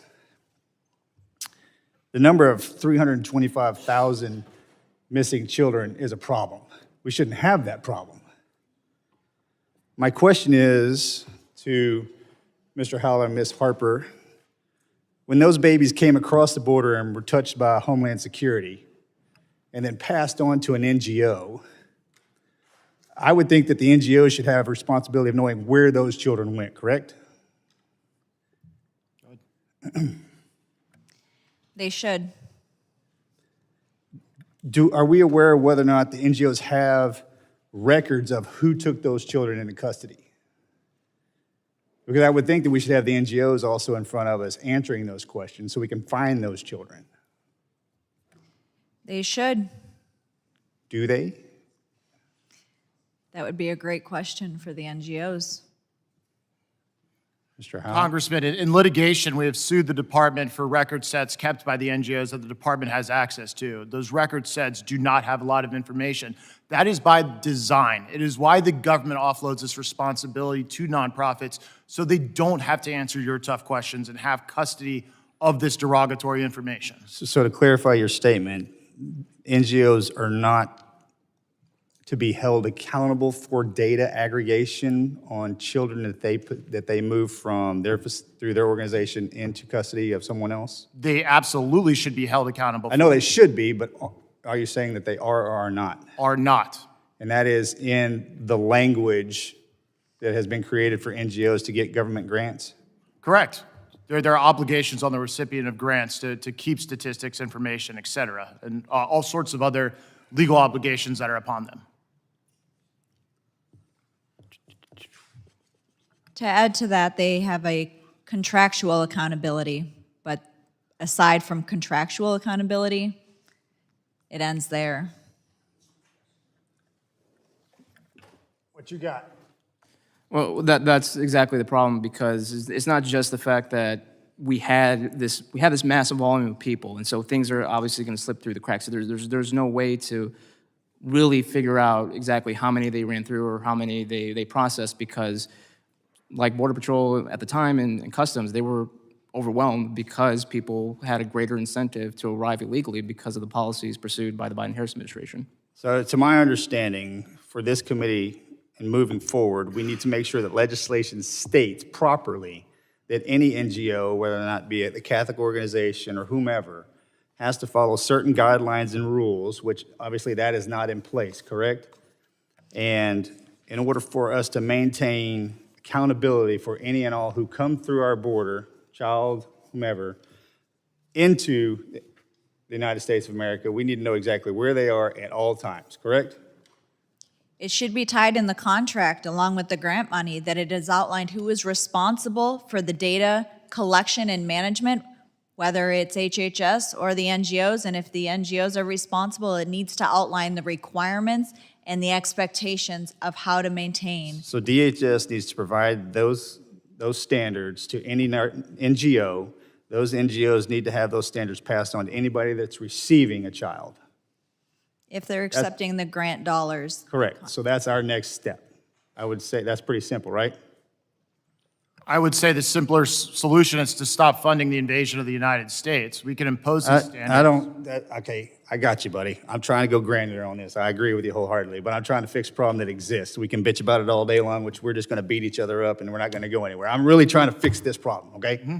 So we have to move legislatively in order to solve that problem. Right, and HR 2 contains a provision which would do a lot of that. It could also be improved.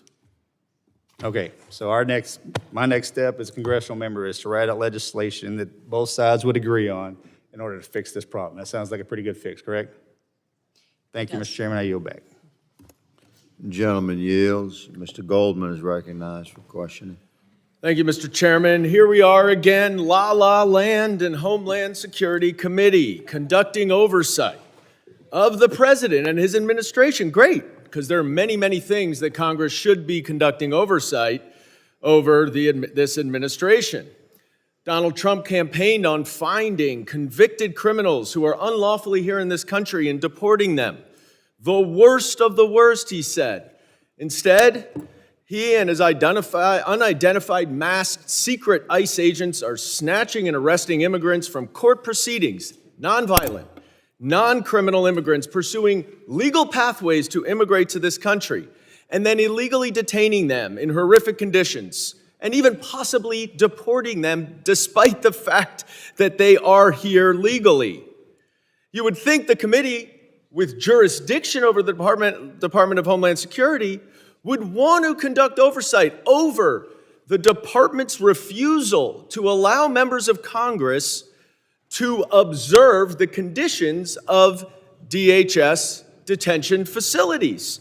In fact, there is a specific statute that authorizes both Republicans and Democrats to conduct oversight over facilities that house or detain immigrants.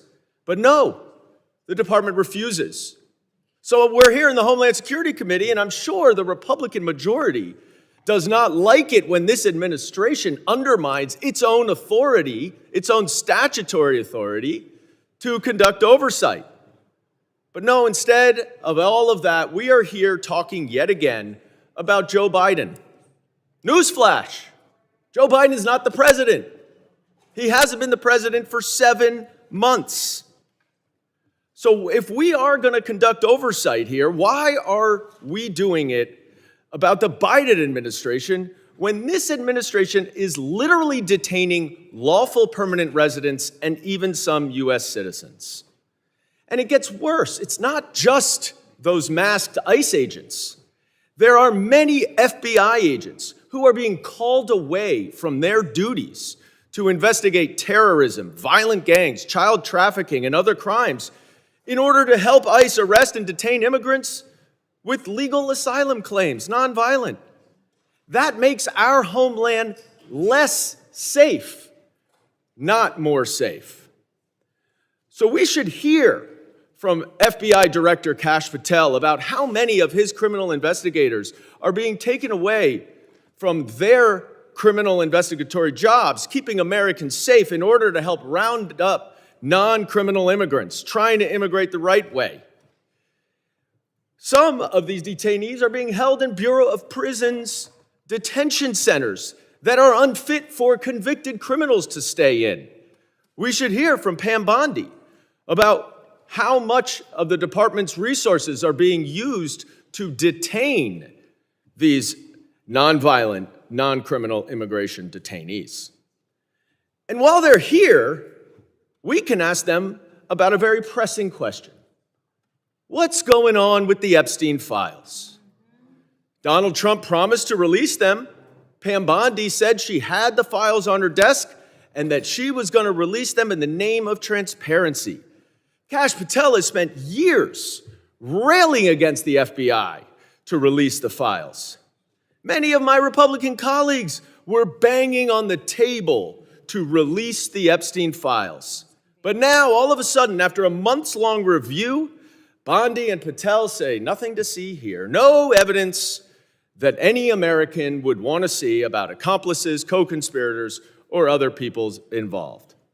Yesterday, the Republicans voted against releasing the files. So what's changed? Well, we all know Donald Trump has had a relationship with Jeffrey Epstein. He flew on his plane, he hung out at parties, spoke highly of him.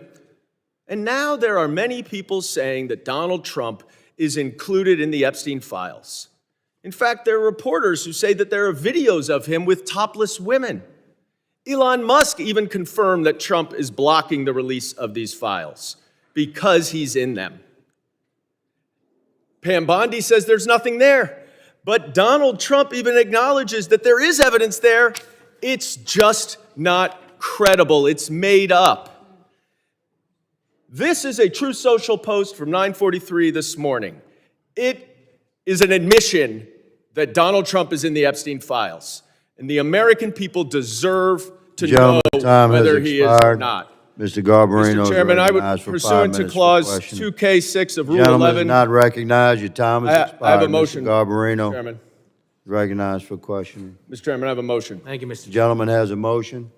Pursuant to Clause 2K6 of Rule 11, I move that the committee subpoena Pam Bondi, Attorney General of the United States, and Cash Patel, the Director of the Federal Bureau of Investigation. Mr. Chairman, motion to table. Gentleman has a motion. Motion to table.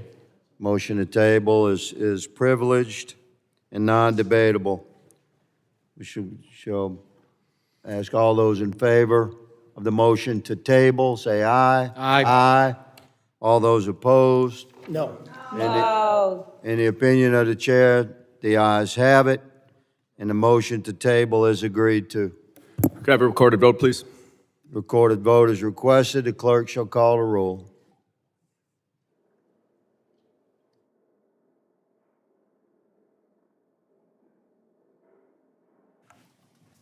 Mr. Green of Tennessee. Mr. McCall. Mr. Higgins. Aye. Mr. Higgins votes aye. Mr. Jimenez. Mr. Jimenez votes aye. Mr. Pfluger. Mr. Pfluger votes aye. Mr. Garbarino. Mr. Garbarino votes aye. Ms. Green. Mr. Gonzalez. Mr. Gonzalez votes aye.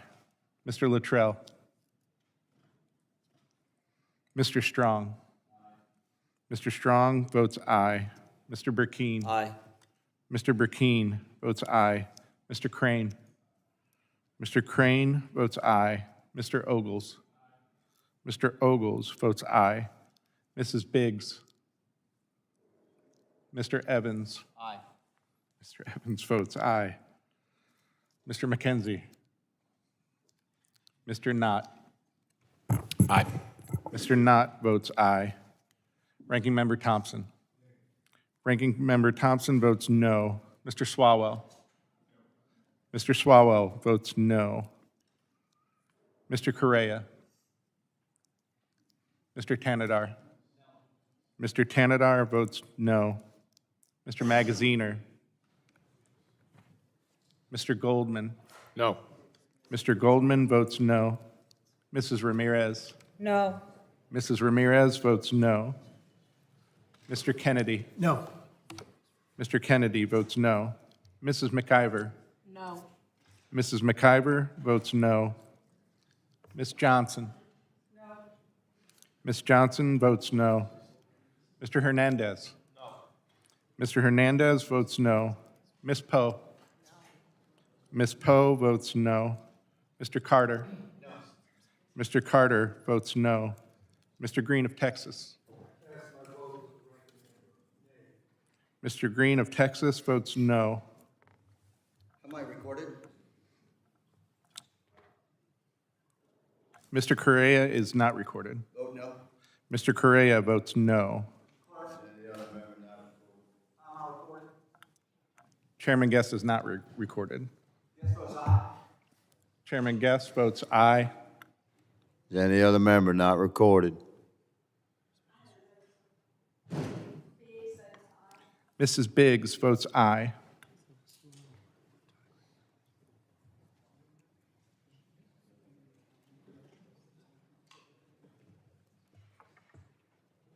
As a gentleman.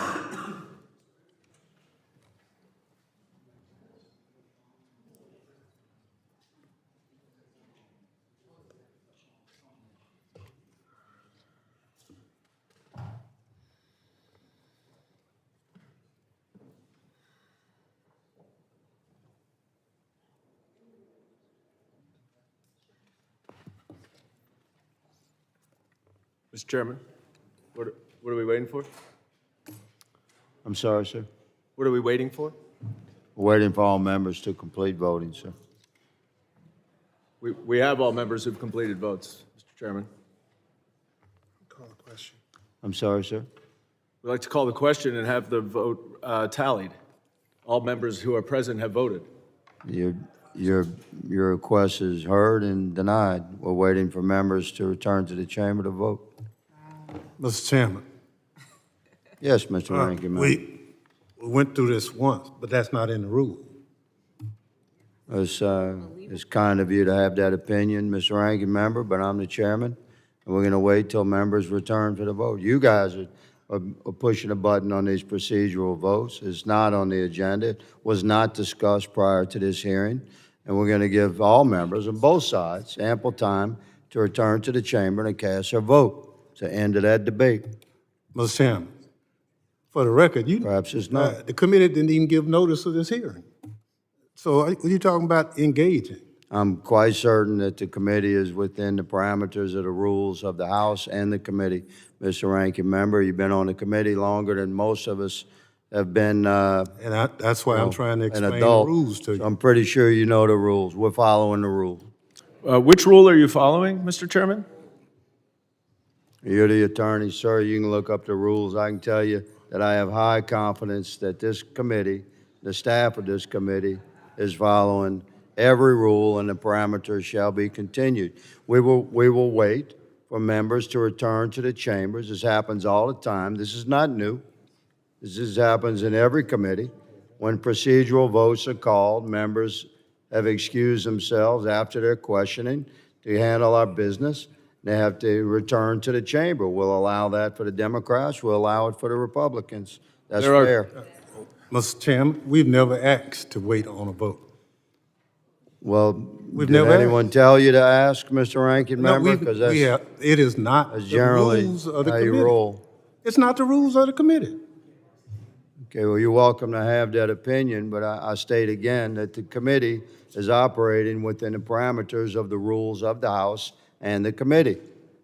I have the gavel. Parliamentary inquiry, Mr. Chairman. I have the gavel, and I have the right to keep the vote open until members have returned from across campus to cast an important vote. Mr. Chairman. This is not new. It's historically accurate and traditional in Congress.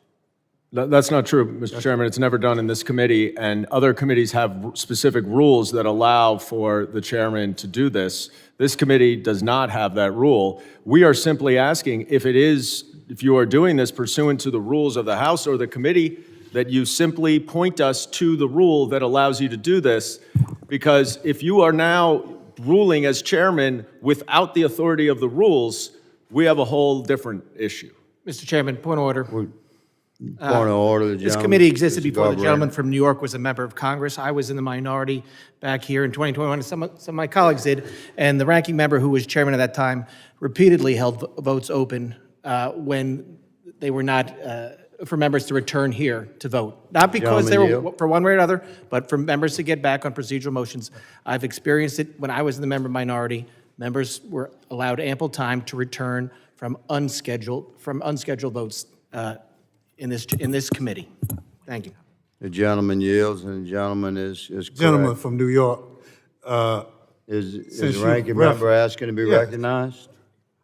Mr. Cabaret, that's not true. When did that happen? The ranking did that member is happen? not recognized. Does Ms. McIver wish to be recognized? No, I'm still talking. You haven't been recognized. You recognized me. Would you like? I did not. You did. You want me to recognize you now? You recognize now? Obviously, I was talking to you already, Mr. Garbarino, because I had been recognized. Yeah. But that's not true. That is factually not true what you said. That is, I don't recall the date, but I recall it happening. I recall votes being held open. So because whether there were other votes or other committees, there was procedural motions. There were also markups where votes were held open or sometimes I'm delayed. reclaiming my time. Look, all this is just delaying till somebody get here. And Mr. Chairman, the rules are the rules. And for you to try to make them up as you go, that's not how you do it. You gentlemen yield. How am I recorded? Mr. Magaziner has not been recorded. I asked to be recorded as a no. Mr. Magaziner votes no. Mr. Chairman, while we wait, can I introduce a UC request? Gentleman has a unanimous consent request. You recognize? I would move to introduce a Truth Social post from Donald Trump from 9:43 a.m. Railing against. Mr. Chairman, we're in the middle of a vote. I don't think you can entertain a UC request. I'm advised, that although I'm quite generous with recognizing my colleagues across the aisle here, it's contrary specifically to the rules for you to introduce unanimous consent. Will the gentleman let us close this vote out? We're happy to recognize. Of course, I'm happy to Thank you, sir. reintroduce. Mr. Chairman? Trying to be polite. Mr. Chairman? Given that there seem to be some attendance issues, at least on the Republican side, I move that the committee do now adjourn. There's an open vote right now. You're welcome to make a motion to adjourn after we close this Mr. Chairman, vote. point of order. A motion to adjourn is the highest privilege, so it would I'm not doing an supersede- open vote. It would supersede. Motion The to open adjourn, if you continue with your motion and enter your motion after we've closed this vote, then the chair will entertain that. But parliamentary Right inquiry, now, can I make a? this vote is open, is going to remain open until Chairman, can I ask a members question? have been allowed to return. Parliamentary inquiry, my understanding is that a motion to adjourn is the highest privilege and has to be acted on even if there is another open vote.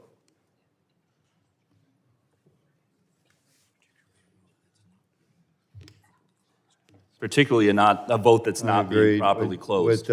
With concurrence, which is reflective of my understanding, I respect Mr. Magaziner's position, and it is privileged, but cannot be entertained during an open vote. And this is an open vote. So if you would like, enter a motion to adjourn, good sir, we will certainly entertain that once we've closed this vote. Mr. Chairman, The madam is recognized. request a tally. Gentleman is recognized. Request a tally of the vote as it stands at the moment. Yeah, the chair will request a tally at conclusion of the vote, when we close the vote.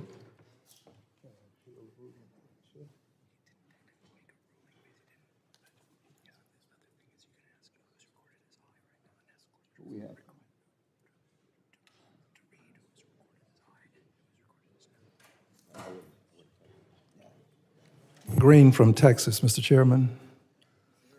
May I be recognized? Of course, my friend from Texas is recognized. Thank you, my friend. Is it in order to make a motion to close the vote?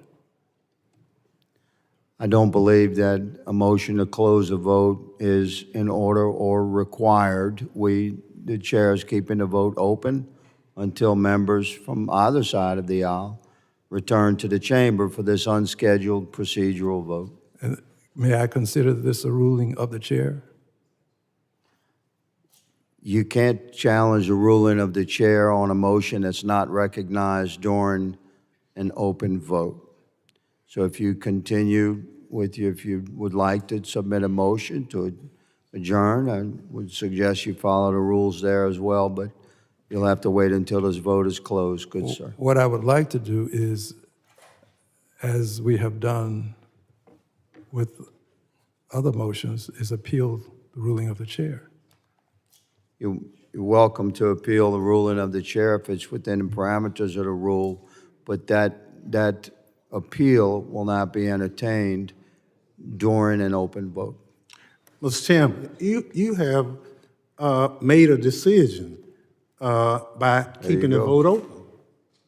That is, in effect, a ruling. And Mr. Green is appealing that decision you've made.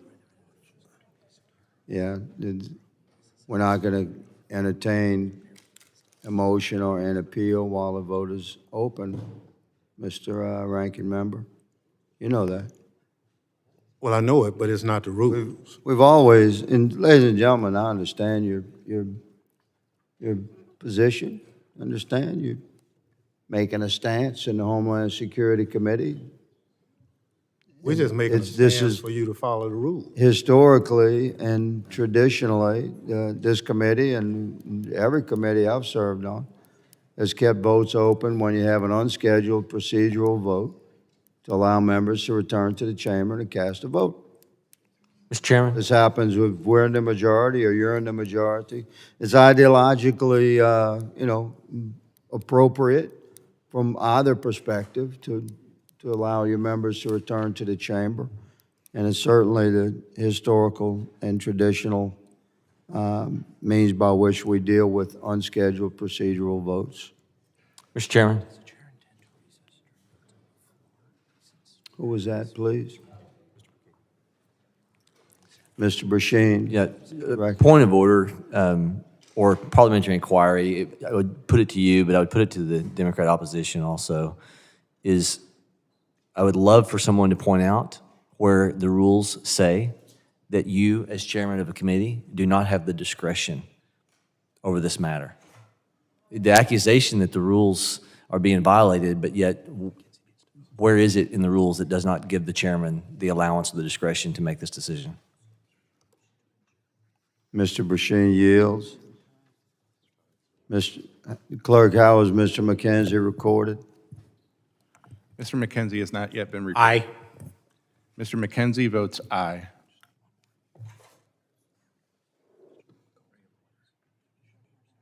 Wait on one more.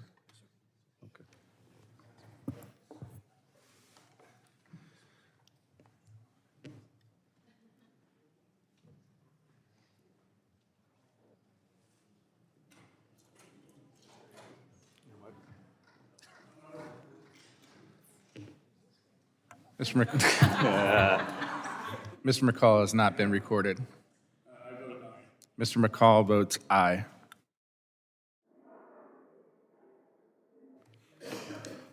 Clerk will record a tally. Mr. Chairman, on that vote, there were 15 ayes and 14 noes.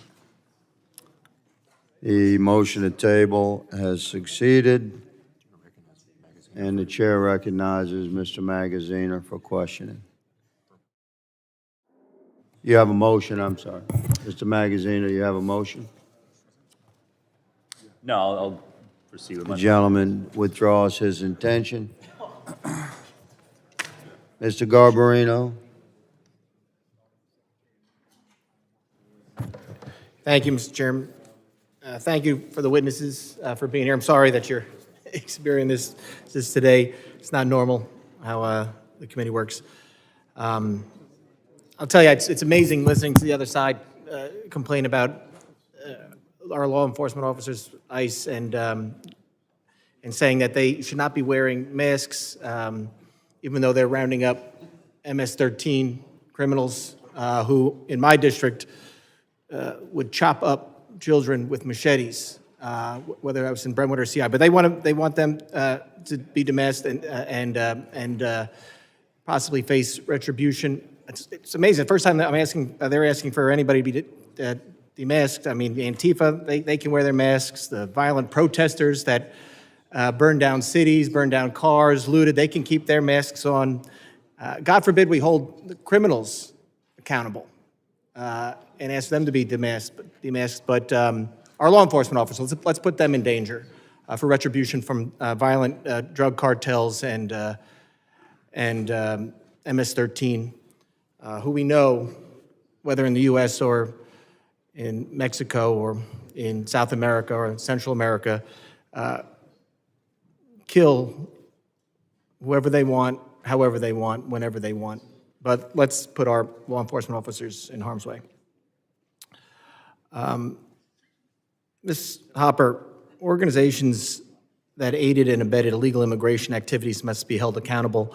And the committee has identified countless non-governmental organizations appear to have played a larger role in propping up the Biden administration's border crisis, helping play a role in obscuring the true extent of the lawlessness that occurred over the last 4 years. Can you highlight some of the most egregious examples of the activities NGOs engaged in support of the Biden administration's open border policies? Thank you.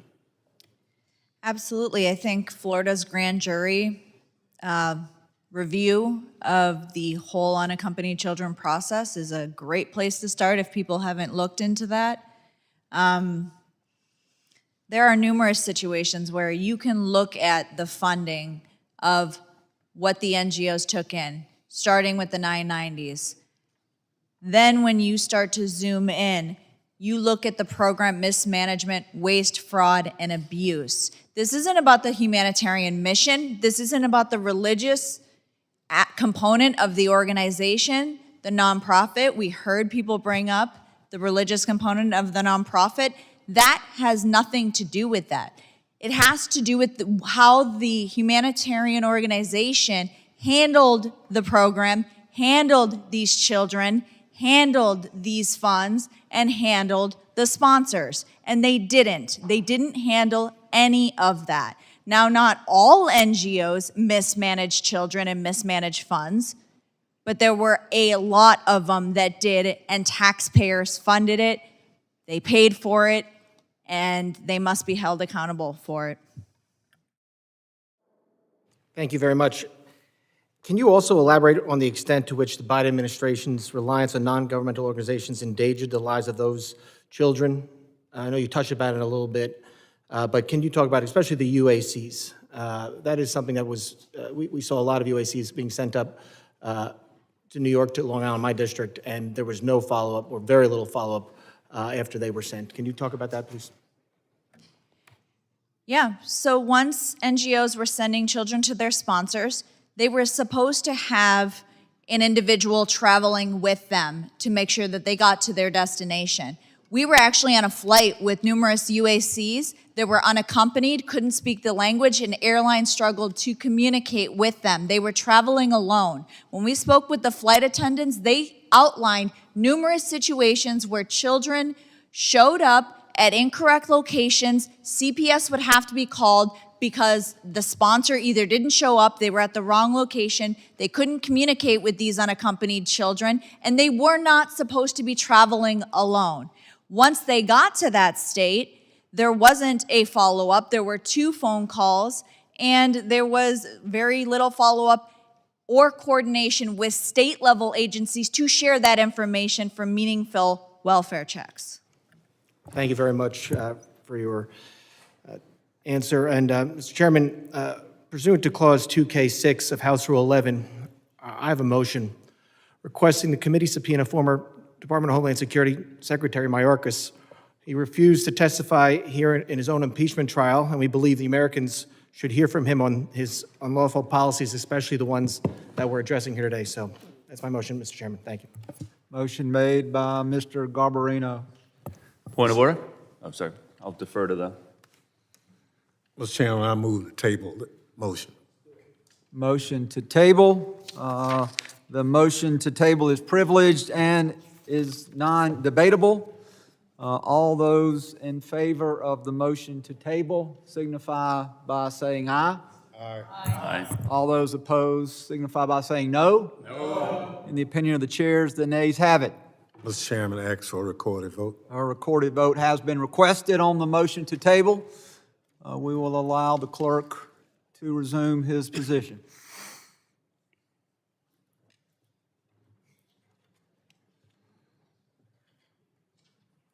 Mr. Clerk, if you will please call the roll. Point of order. Point of order, Mr. Chairman. I would like this committee to wait for other members to return from both sides of the aisle for the vote. Ms. Kennedy, thank you for your input, but Mr. Clerk, if you would please call the roll. Thank you for your consideration, Mr. Chairman, as you're clearly demonstrating your partisanship in not allowing members of this committee to return as you held this open for at least 15 minutes on the last vote, which I've never seen anything so ridiculous in my entire 2+ decades of service in government. This committee's broken the rules countless times today, and it continues. Point of order, Mr. Chairman. Mr. Ogles. If you open the vote so we can begin, is it possible for you to hold the vote open so other members can return as we just did previously, sir? Mr. Clerk, if you will call the roll, members will have the opportunity to return as the vote is being called and as votes are being recorded. So please call the roll. I believe we also have votes that are occurring now on the House floor, so if you will call the roll on this matter. Point of order, Mr. Chairman. Mr. Garbarino stated that Secretary Mayorkas did not come before this committee. He came dozens of times, but Stephen Miller has refused to come. Tom Homan has refused to come.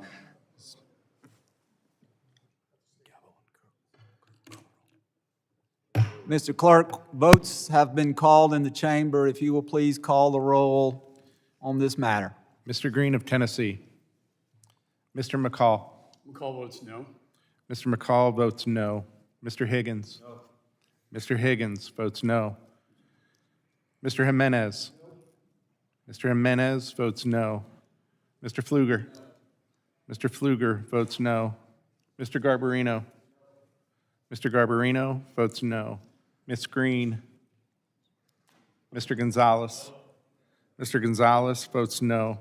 Mr. Luttrell. No. Mr. Luttrell votes no. Mr. Strong. No. Mr. Strong votes no. Mr. Burkeen. No. Mr. Burkeen votes no. Mr. Crane. Mr. Crane votes no. Mr. Ogles. Mr. Ogles votes no. Mrs. Biggs. Mrs. Biggs votes no.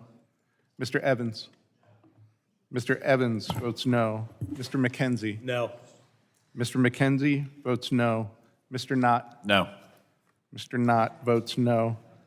Ranking Member Thompson. Aye. Ranking Member Thompson votes aye. Mr. Swalwell. Mr. Correa. Aye. Mr. Correa votes aye. Mr. Tanadar. Yes. Mr. Tanadar votes aye. Mr. Magaziner. Aye. Mr. Magaziner votes aye. Mr. Goldman. Mrs. Ramirez. Mrs. Ramirez votes aye. Mr. Kennedy. Aye. Mr. Kennedy votes aye. Mrs. McIver. Aye. Mrs. McIver votes aye. Ms. Johnson. Ms. Johnson votes aye. Mr. Hernandez. Mr. Hernandez votes aye. Ms. Poe. Ms. Poe votes aye. Mr. Carter. Mr. Green of Texas. Mr. Green of Texas votes aye. Any other members wish to record their vote? Mr. Clerk, how am I recorded? The chairman has not been recorded. Please record me as a no. Mr. Goldman has entered the chamber. Mr. Goldman, would you like to be recorded? I would, aye. Mr. Goldman votes aye. Any other additional members who wish to be recorded? Mr. Clerk, if you will please report the tally.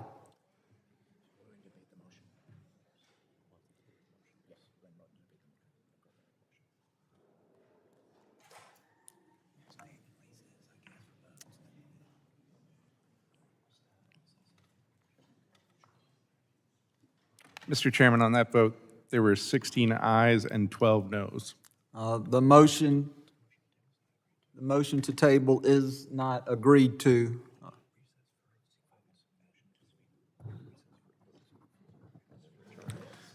Yep. Mr. Chairman.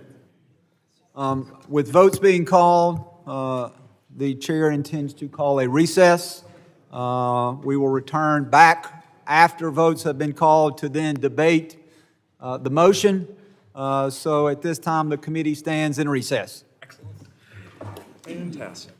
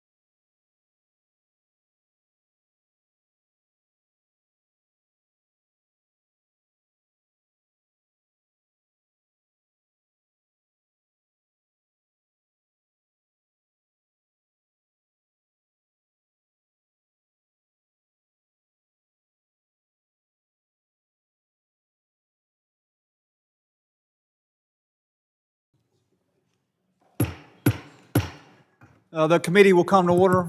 At this time, I would like to recognize the gentleman from New York, Mr. Garbarino, on his motion.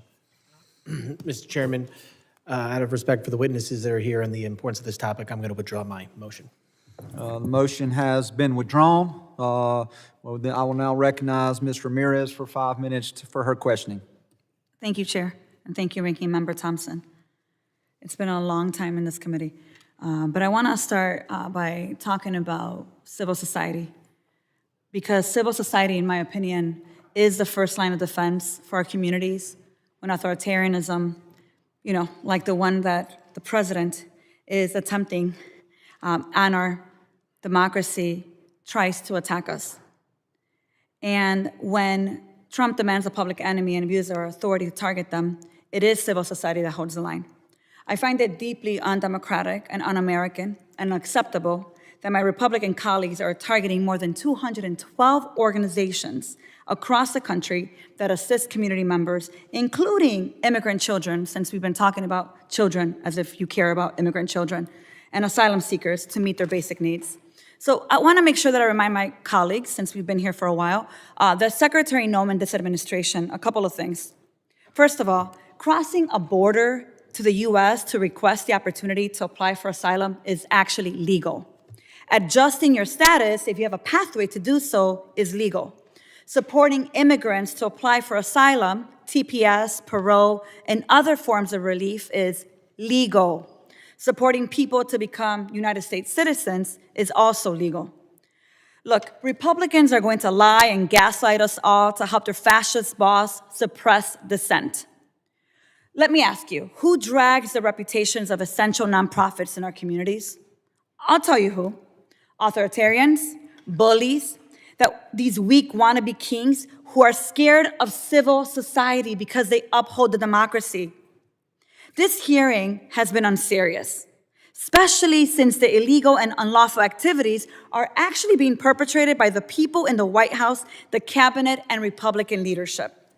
Tom Homan said during an interview that ICE officers and Border Patrol agents don't need any probable cause to walk up to someone, question them, and detain them based on their physical appearance, occupation, or location. So he basically said that if someone looks like me and a couple of colleagues here, they can walk up and question us. That is racial profiling, which is illegal. At the same time, Homan consistently complains about the communities, like the one I represent from Chicago, for knowing their rights, because if they know their rights, it's harder for him to violate them. Tom Homan's disregard for our rights is unconstitutional. And since Mr. Homan, AKA the border czar, has the audacity to repeatedly brag about his legal immigration enforcement practices and disrespect due process, I demand he come before us to respond to the multitude of questions we have for him in person. But not just him. Governor Ron DeSantis of Florida is complicit in the construction of the alligator Alcatraz and the violations of human rights being perpetrated there. Florida's replica of one of our most notorious prisons is a clear illustration of the brutality of the Trump administration. They unlawfully robbed funds from cities supporting asylum seekers to build a CCOT-like detention center in one of the most dangerous places in the United States. Yet, DeSantis has the audacity to repeatedly brag about the inhumane conditions at Alligator Alcatraz and celebrate the violence being perpetrated with American tax dollars. Governor DeSantis must testify before this committee and provide answers to our questions about the atrocities being committed in his state. And he should also bring Secretary Marco Rubio. Because the truth is, we shouldn't be sending people to foreign countries when they may face torture and death with no chance for due process or appeal, particularly when they have not had their day in court and have not been subject to an extradition request. It is a gross violation of our shared humanity and our ideals as a nation to use money that's been appropriated to support refugees to disappear them to offshore prisons in countries they do not know and have no connection to. Yet Trump, Noem, and Rubio have repeatedly been caught red-handed, blatantly breaking the law, entering into backdoor agreements with foreign countries to deport people without due process. So, Mr. Chair, pursuant to Clause 2K6 of Rule 11, I move that this committee subpoena Thomas Douglas Homan, Ron DeSantis, and Marco Rubio. Does the gentlelady yield back? I would like to make sure that my subpoena request is in record and is considered. Yes, ma'am. Do you yield back? I do. Is there a motion? Mr. Chairman, I move to table. Motion to table has been offered. The gentleman that moves the motion to table, this is, as we well know now, a privileged and non-debatable motion. All those in favor of tabling the motion, please signify by saying aye. Aye. Any opposed, no. No. In the opinion of the chairs, the ayes have it. Is there a motion? I'd like a recorded vote. There has been a motion for a recorded vote. Mr. Clerk, thank you for your yeoman's work today. Mr. Clerk, if you will please call the roll. Mr. Green of Tennessee. Mr. McCall. Mr. Higgins. Mr. Higgins votes aye. Mr. Jimenez. Aye. Mr. Jimenez votes aye. Mr. Pfluger. Mr. Pfluger votes aye. Mr. Garbarino. Aye. Mr. Garbarino votes aye. Ms. Green. Mr. Gonzalez. Mr. Luttrell. Mr. Strong. My apologies. Aye. You were just called, yes, sir. That's all right. Mr. Luttrell votes aye. Apologize. Mr. Strong. Aye. Mr. Strong votes aye. Mr. Burkeen. Aye. Mr. Burkeen votes aye. Mr. Crane. Mr. Crane votes aye. Mr. Ogles. Mr. Ogles votes aye. Mrs. Biggs. Mr. Evans. Mr. Evans votes aye. Mr. McKenzie. Mr. McKenzie votes aye. Mr. Knott. Ranking Member Thompson. Nay. Ranking Member Thompson votes no. Mr. Swalwell. Mr. Correa. No. Mr. Correa votes no. Mr. Tanadar. No. Mr. Tanadar votes no. Mr. Magaziner. No. Mr. Magaziner votes no. Mr. Goldman. Mrs. Ramirez. Mrs. Ramirez votes no. Mr. Kennedy. No. Mr. Kennedy votes no. Mrs. McIver. Ms. Johnson. Mr. Hernandez. Ms. Poe. Mr. Carter. Mr. Carter votes no. Mr. Green of Texas. Mr. Green of Texas votes no. Are there any members who wish to record their vote?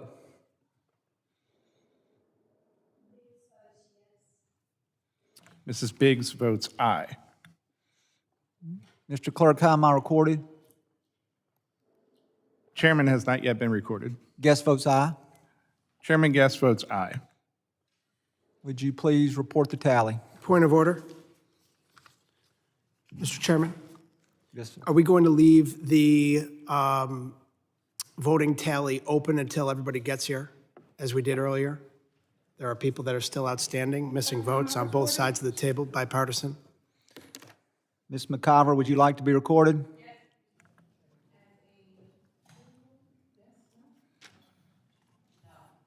Ms. McIver votes no. Would the clerk report the tally? Mr. Chairman, are we going to leave the Would the vote clerk tally report the Chairman, on tally? that- You're not recognized, Mr. On Kennedy. that vote, there were 13 ayes and 9 noes. The opinion of the chair, based upon the recorded vote, the motion prevails, and this motion is in fact tabled. At this point, I would recognize Mr. Strong for 5 minutes. Thank you, Chairman Guest. To our witnesses, I want to apologize to each of you. I know that y'all have walked into a spit-wad fight here, and I thank each of you for being here before us today. The American people deserve details, accountability, and especially when it comes to their taxpayer dollars, They deserve answers. You think about it, in recent years, far too much federal funding has gone to NGOs with little oversight, questionable practices, and in some cases, connections that raise serious red flags.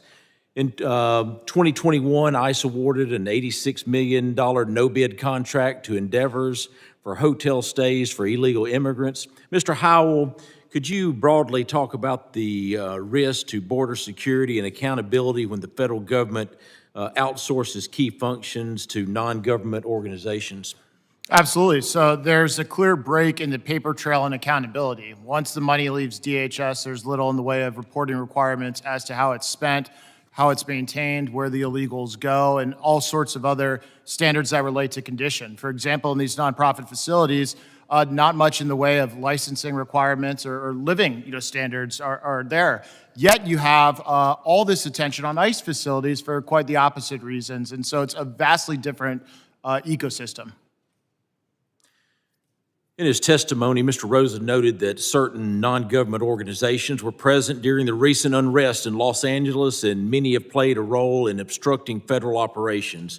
Mr. Howell, has your team identified any instances where federally funded non-government organizations appear to be aligned with political advocacy groups or campaigns in ways that could raise concerns about conflicts of interest or inappropriate influence?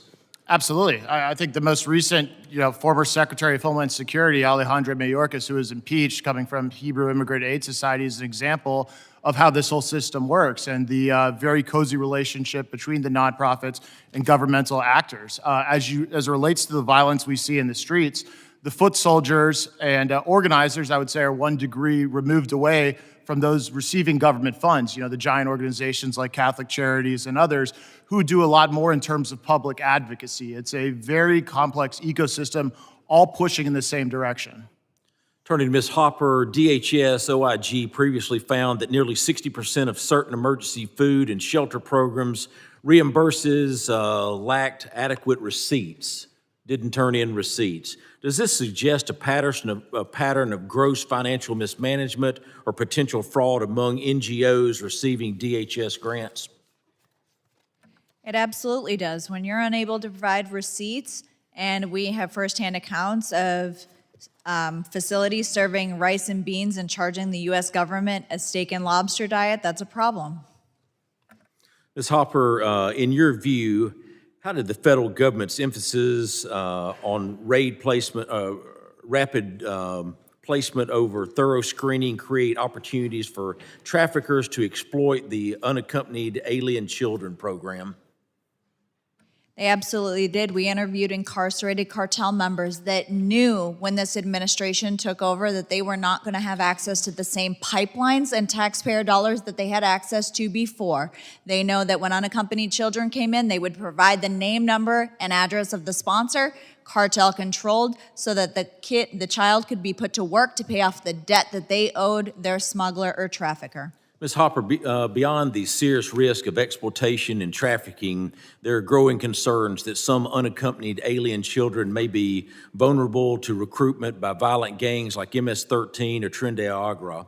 Is that something that has come up in your investigations and research?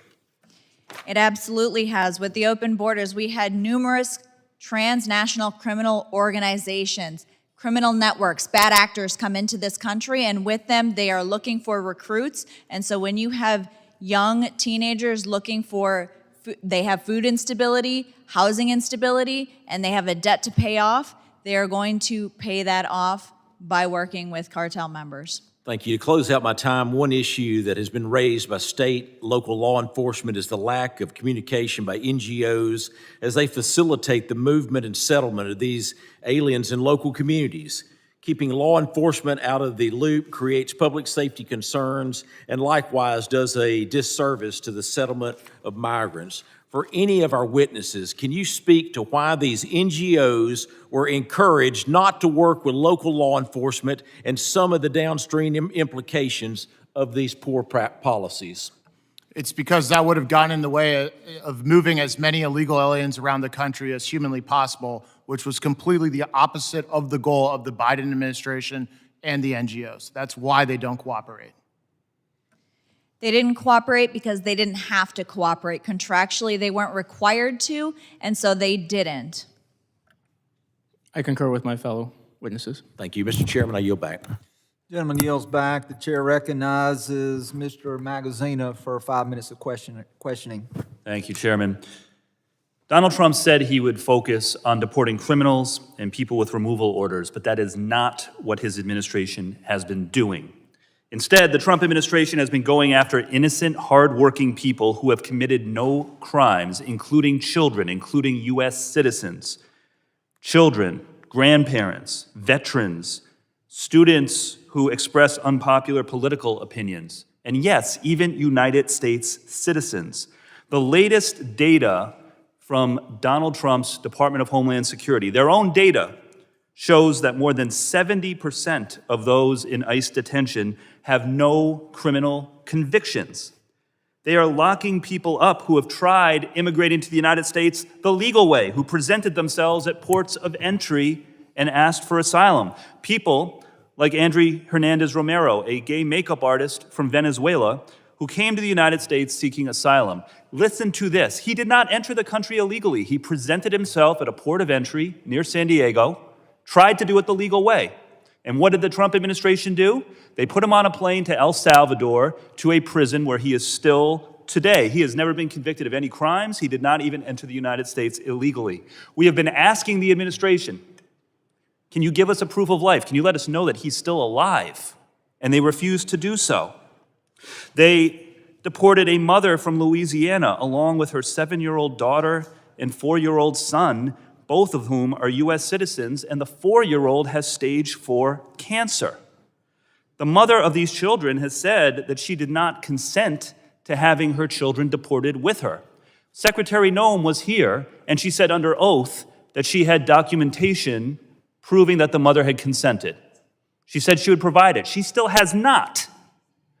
Representative Swalwell and I followed up with her. She still has not presented any documentation, any rationale for why this 4-year-old U.S. citizen with cancer was deported to a country that is not his own. And so when I hear my colleagues and when I hear our witnesses saying that they care about the lives of the children, I'm sorry, you have no credibility if you are not prepared to call out the injustice of deporting a 4-year-old with cancer, a 7-year-old with leukemia. Where's your sympathy for those children? No, Donald Trump gets a free pass, always, no matter what he does from this crowd. That's how we know that what we're hearing is political today, not a real concern for the children who have been caught up in all of this. There's more. This family in Oregon, 4 children, all U.S. citizens. These 4 children, along with their parents, who have no criminal record, were put into detention by ICE for 2 weeks in a Border Patrol facility that is not designed for long-term detention, a 10-by-10 cell that these 5 were in. They were just released after 2 weeks. These U.S. citizen children, where's the concern for them? We know why this is happening. It's because on May 21st, Stephen Miller summoned ICE officials to Washington and ordered them to make mass arrests, not to focus on criminals. He said, go after people at Home Depot and 7-Eleven. Because again, unlike what President Trump promised, that they were going to go after the worst of the worst, Stephen Miller, who apparently is calling the shots, ordered ICE to round up everybody, regardless of whether they are hardened criminals or not. Please, someone tell me, what threat to our country do these children pose? Or their parents who have lived here and worked here for years and committed no crimes in the country? Is this the worst of the worst? Of course not.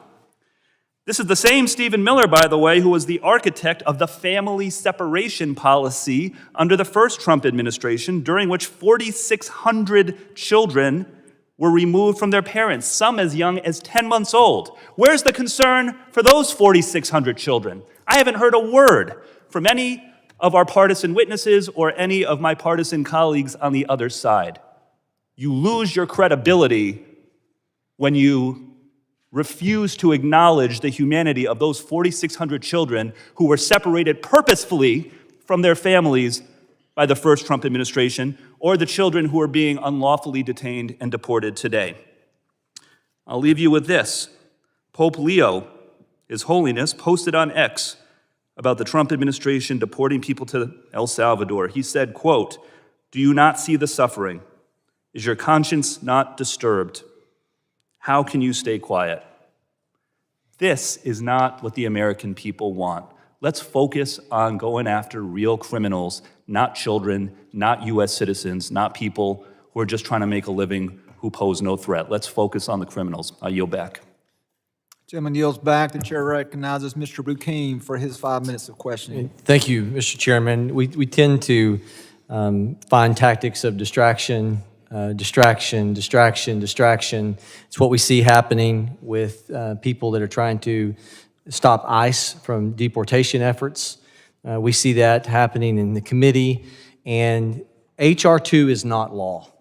What H.R. 2 was designed to do is to stop the $6 billion. That's an entire state budget. Many of us think about the size of your state budget. $6 billion under the Biden administration went to these non-government organizations, many of which are 100% federally funded, like Endeavors, that reach the size of Save the Children. Ms. Hopper, you mentioned that in your testimony. Save the Children, been around for generations. It's designed that is privately funded. This Endeavors non-government organization went from $52 million and went to over $1 billion because of government funding.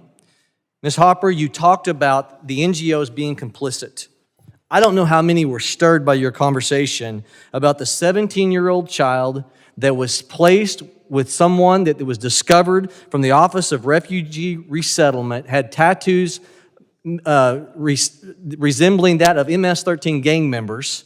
It was reported, supervisors overruled that. A month or two later, the 17-year-old is found dead. A man passed out, has pants de-pantsed, sexual activity being absolutely implied, and you're talking about all the different ways that these NGOs who got rich, $700,000 CEO figures for the CEO of Endeavors, and that man needs to be held accountable, John Almonds. We're talking about children that were ushered into the interior of the United States. These NGOs profited from it. Cozy relationships with the Democrat administration. Who knows what political payback there is? Who knows how many of those dollars that are still retained? When you're talking $1 billion retained by these organizations, who knows how many of the activities that are trying to stop deportation are still, those dollars are reproducing after themselves? Who knows how many times we will also see in New York City people being taught how to evade ICE, we know as NGOs. This is a lawmaking exercise. We hold these hearings to hold people accountable for the misuse of taxpayer funds. This is evil.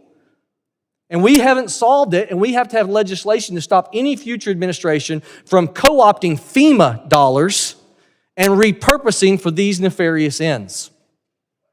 All right, Mr. Howell, you all did a project where you took these NGOs, these 230 NGOs, some of them out of country helping bring people in, some of them in country working as an Uber service. You all did a $30,000 data search on cell phones, and you found among these 230 organizations, of which 15 United Nations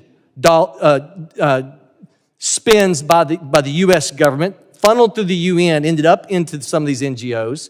You all found that you tracking 30,000 cell phones, that the Uber service, these organizations getting rich, went to every congressional district in this committee hearing, not just every congressional district in this hearing, every congressional district in the United States, moving unaccompanied minors, children to these sponsors. Only 4 congressional districts out of 435 congressional districts where these NGOs were not moving people. The gentleman who raped and murdered Laken Riley was among the list who had 2 trips where he went to New York City, paid for at NGO expense. I'm sorry, taxpayer expense funneled through these non-government organizations. I need to let you talk. You're absolutely right, sir. So for our study back in 2022, in this country, in towns across it, we're seeing flights being dropped off in the middle of the night with no advance notice. Citizens were living in fear. We decided to do a small, very small sample size of that huge mass of the NGO blob. We looked at only 30 locations for a 1-month period, grabbed the cell phone movement in and out of them, 30,000 devices, and from that very small sample size, they went to every single congressional district. I've got 19 seconds left. I want to say this. You also report that in New York, you saw that these funds were being used for shelter programs, providing false residency documents to illegals, showing them how to provide false documents. Other NGO, you found in Mexico tied into this, illegal alien camps that had flyers telling people, don't forget to vote for Biden. You had NGOs advising illegals to lie to law enforcement to evade ICE, all a part of your organization's information. We need to spend more time on this because this could still continue in the future, absent legislation prohibiting and cranking the screws down to make sure this is never repeated. I yield. Gentleman yields. The chair recognizes the gentleman from New York, Mr. Kennedy, for 5 minutes. Thank you, Chairman. Earlier, I entered into the record a press release from this Republican-led committee stating that the U.S. Conference of Bishops and Catholic Charities USA are under investigation, directly contradicting what was stated by my Republican colleagues in this committee earlier in our deliberations. I'd like to enter into the record a letter from Pope Francis to the bishops of the United States of America back on February 10th, 2025. Pope Francis sent a letter to the U.S. Conference of Bishops rebuking the Trump administration on its mass deportation policies, which included the deportation of U.S. citizens, mind you. And just a couple of months later, what seems like retribution from the Trump administration and congressional Republicans, now Catholic Charities USA and U.S. Conference of Bishops are being investigated, and funding's being cut to the humanitarian work that they're doing across our country. It's deeply offensive to Catholics across this nation, and it reeks of anti-Catholicism, and it needs to stop. But this is just the tip of the iceberg. You know, as is the case with all of our districts, there are many organizations that do incredible work that help resettle new Americans and refugees. We lose sight of the selfless humanitarian work that these local non-government organizations do when we rope them in with the partisan grievances that we're hearing here today. In my own district, there's hundreds of refugees that have settled in just the last 3 months alone. But in the last year across our country, over 100,000 refugees have come to this great nation who have faced unimaginable hardship based on religion, race, nationality, political opinions, or sexual orientation. And they rely on the housing, case management, nutrition, and job placement services provided by these NGOs. And they're doing their best to make ends meet, to become a part of a new community. And you know, while that is critical, life-altering support made possible in large part to the federal government investment in these programs and funding streams are being cut by this administration and congressional Republicans. They're not only affecting jobs and livelihoods across the country in every single community represented on this committee, but they're forcing the workers to be laid off, and hence the work that they were doing to help new Americans assimilate into our country is not being done. Refugees can no longer rely on these services. Workers can no longer rely on support from the federal government to keep the lights on. And meanwhile, American people are watching as people, including U.S. citizens and children with cancer, are grabbed off the street by masked ICE agents in plain clothes. Migrants are mistreated at detention center by the administration's Department of Homeland Security. And people who came here legally to seek a better life see their futures in jeopardy under Trump's policies. And finally, I want to share my remarks about an incredibly pressing issue that this committee would be better off addressing and is suited to explore. It's already been addressed today, but all of our hearts are broken about what transpired in Texas with the flooding. just a week and a half ago. And in Kerr County, Texas, surrounding areas experiencing the unimaginable devastation and loss of life. Over 132 lives lost, over 100 still missing. And in the aftermath of this tragedy, current FEMA employees sounding the alarm about the Trump administration's slow and delayed response to Central Texas. And reporting suggesting that FEMA failed to answer many calls, thousands of calls from victims in the days following the flooding. So make no mistake, emergency responders and local officials in Texas carried out acts of heroism to save lives and pick up the pieces of the lives that were shattered. But this committee has an obligation to investigate how the Trump administration's months-long degradation of FEMA, from defunding to layoffs to consolidation, played a role in these delays. 72 hours it took them to get people on the ground from FEMA into the flood zone to save lives and to help those poor people in that horrific disaster. And I'm so disappointed that there's not been more of a measured response from Republicans to address the authority and oversight of this committee. I've sent a letter with Congressman Gabe Amo, the ranking member of the House Subcommittee with Oversight over Emergency Weather Alerts, asking the administration to address these issues. I ask you, Chairman, and my colleagues, it's our responsibility to conduct this oversight in an urgent manner moving forward. Let's address these real threats and not chase political distractions. And on that note, I'd like to also, with unanimous consent, put into the record this op-ed from the former FEMA head, Deanne Criswell. Cuts to federal response programs guarantee future disasters. I yield back. Without objection, the gentleman yields. Without objection, be entered into the record. The gentleman yields back. The chair recognizes the gentleman from Arizona, Mr. Crane, for 5 minutes. Thank you, Mr. Chairman, for holding this hearing today on how NGOs facilitated the Biden border crisis. You can see our colleagues are very upset that we're having this hearing today. They don't want to talk about this stuff. They don't want to talk about the 300,000 kids that we still don't know where they are. They're upset that President Trump got elected. They're upset that he's doing exactly what he said he was going to do, and we're backing him up here in Congress. This is what the American people voted for because they saw 4 years of the carnage that these open border policies plagued on the United States. And we're talking about the NGOs that they used as middlemen to carry out their operations, like the Catholic charities they used to facilitate, normalize, and accelerate illegal immigration into this country. Ms. Hopper, you've worked closely with trafficking victims and survivors. I'd like to explore the role that the NGOs have played in enabling the trafficking and exploitation of unaccompanied alien children. Under the last administration, what safeguards were put in place to protect vulnerable unaccompanied children?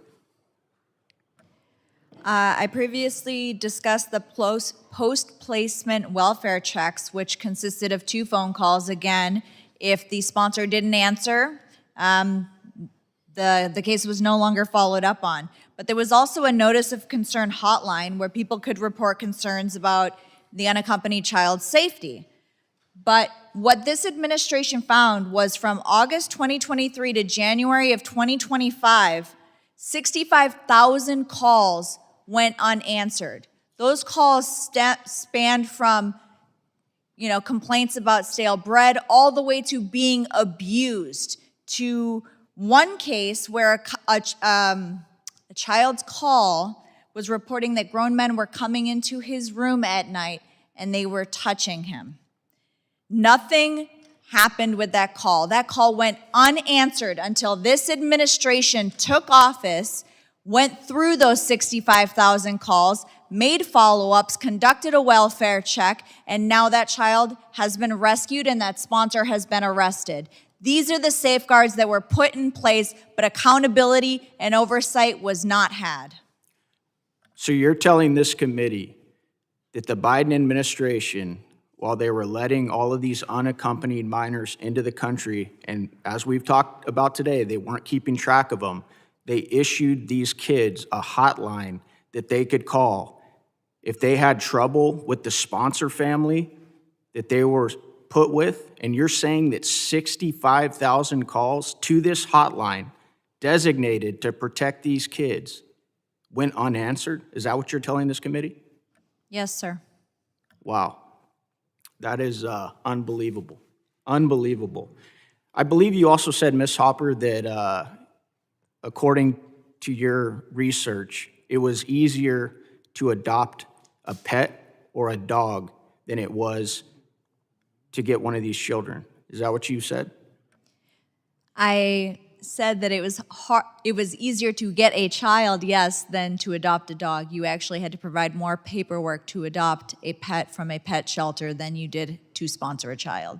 Yeah, and think about it, guys. This is exactly why the American people are so upset. This is why they voted for the president, and this is why they voted for this agenda, to not only remove people from this country, to secure our borders, but to find these kids. I mean, this is completely atrocious in a day and age where we're starting to wake up to the realities of sex trafficking and what's going on with these kids. They let all these kids in. We still don't know where over 300,000 of these kids are.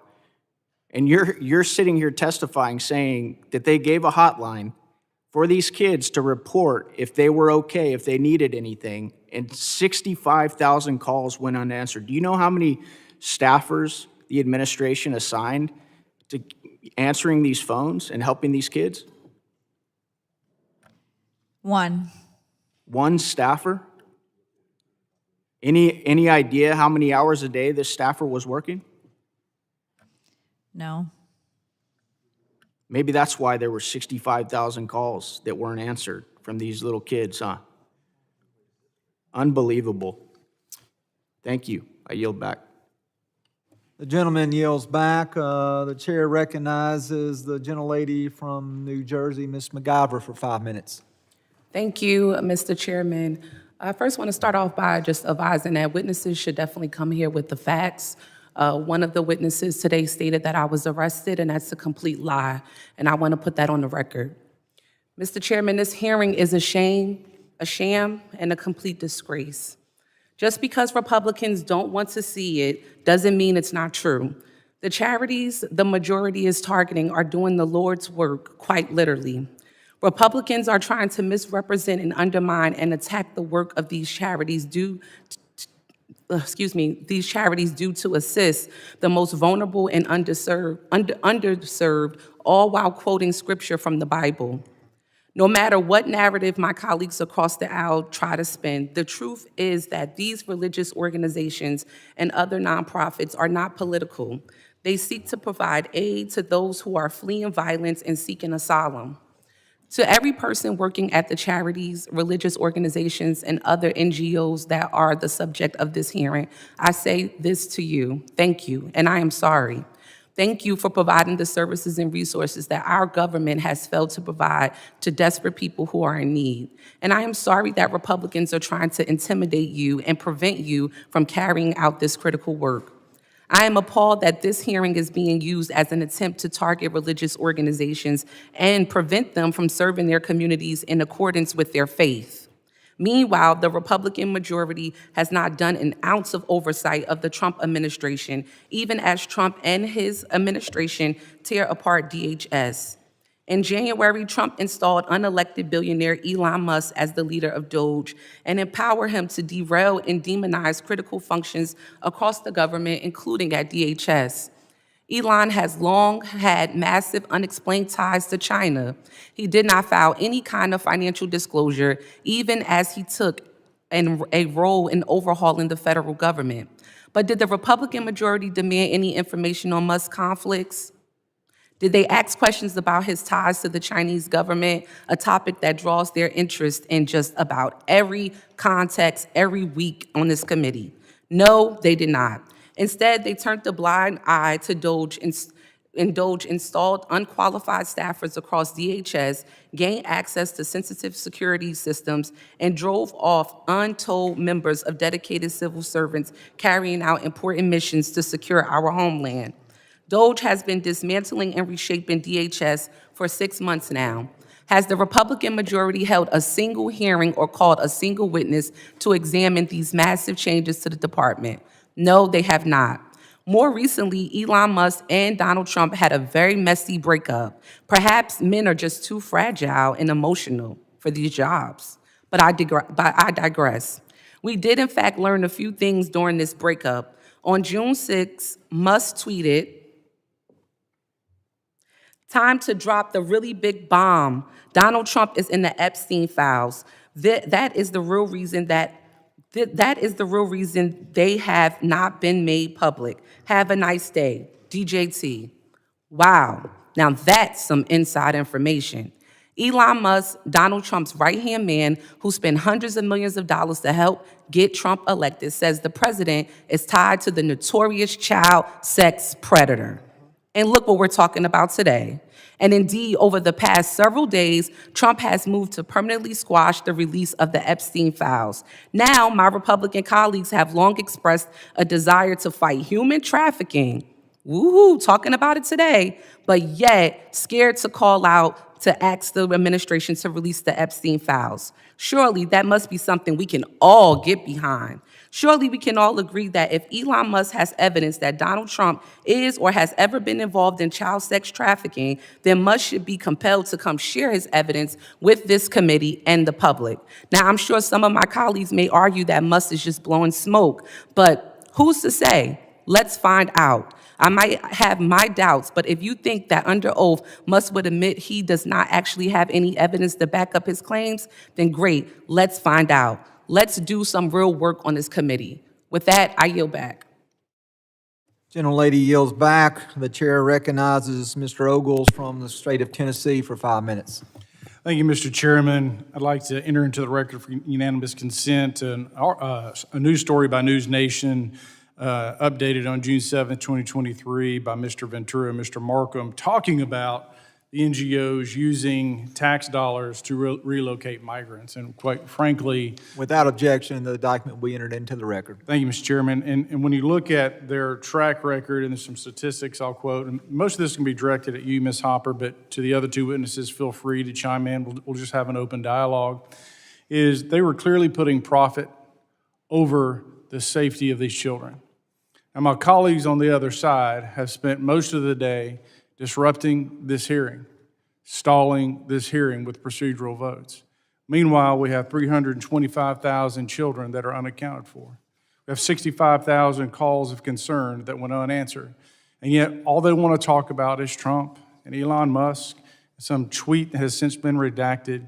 I mean, it's nonsense. And by the way, you know, one of my colleagues mentioned religion, you know, saying that, you know, we over here are righteous. And yet, I do believe if you look at the context of this hearing, they're the ones that are quoting the Pope and the Catholic bishops and all the other stuff. Meanwhile, I want to talk about the children. How do we find these 300,000 kids? How many of them are being sexually abused right now? I think in your testimony, 70%, or one of your testimonies, 70% of the records revolving children were falsified. 80% of the women coming into an El Paso shelter were sexually assaulted. Where's the outrage on the other side, folks? That's what this is about. This should be a nonpartisan committee. We're talking about the safety of the homeland. We're talking about 300,000 children that right now could be being raped systematically and trafficked. And they want to talk about the boogeyman.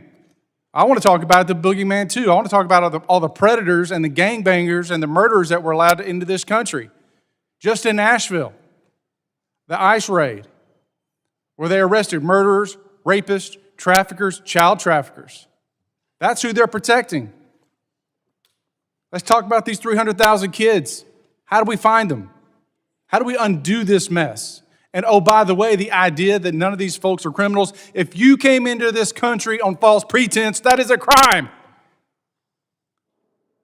They're not migrants, they're illegal immigrants. And they're breaking our laws, and I've had enough of this crap. Let's talk about the facts around this hearing and these children. Ms. Hopper. There needs to be complete coordination with the state and local agencies. They know that UACs were sent to their specific districts, their counties. There's a database on the ORR website specifically outlining how many UACs were sent to to certain counties and cities across all 50 states. And so with the help of the local, state, and federal agencies, that would be a good place to start. But a lot of these state agencies are stonewalling and blocking our efforts because they want to protect illegal aliens over finding unaccompanied children. Mr. Howe. One of the best ways to find these children is to dramatically ramp up worksite enforcement by ICE. A lot of these kids are working in factory farms, weed farms, all across the country. And until ICE begins increasing their activities there, I don't think we will find a lot of these missing kids. Mr. Ross. Congressman, what I'll say, I mean, I'll echo that. They came here because they wanted to work, obviously in horrible conditions. And what I'll say, and what I'll address is that it's false to say that these raids that are happening are not targeting the worst of the worst. I was with Border Patrol in Los Angeles County just recently, and they did an operation at a Home Depot, and they found a convicted pedophile because he's there looking for work, and those are the people that they want to hire to bring them into their homes around their families. It doesn't work that way. So I would concur that worksite operations need to increase, not decrease by any stretch. Mr. Chairman, you know, I thank you for the importance of this hearing, the topic. I thank you to the witnesses. But as we look at the systematic trafficking that we've seen across this country, Ms. Hopper, you're an expert on this. When you look at the distribution networks that the cartels have into our country, a distribution network, by the way, that would rival FedEx or the United Postal Service, and their ability to move product. And for them, product is human trafficking. Product is kids and women. And so with that, I yield back. Gentleman yields back. The chair recognizes the gentleman from Puerto Rico, Mr. Hernandez. Thank you, Mr. Chairman. I would like to just briefly raise my voice in favor of NGOs and the service they provided. As a law student, I worked with NGOs dedicated to immigrants, but not just to make sure that they could normalize their immigration status. I worked with immigrants on behalf of a cause that I think all Republicans support. I worked with immigrants to help them assimilate to United States culture and identity. I helped them study for their U.S. citizenship exams. And I could see their hope, their commitment. I would even say they were more patriotic and committed to this nation than many people who are born and raised here. I worked with NGOs to help victims of domestic violence who fled their home countries with their children, fleeing from terrible, terrible, terrible life circumstances, and people who found hope and security in this nation, and people that I was proud to see this nation welcome to provide them safety and security and a brighter future.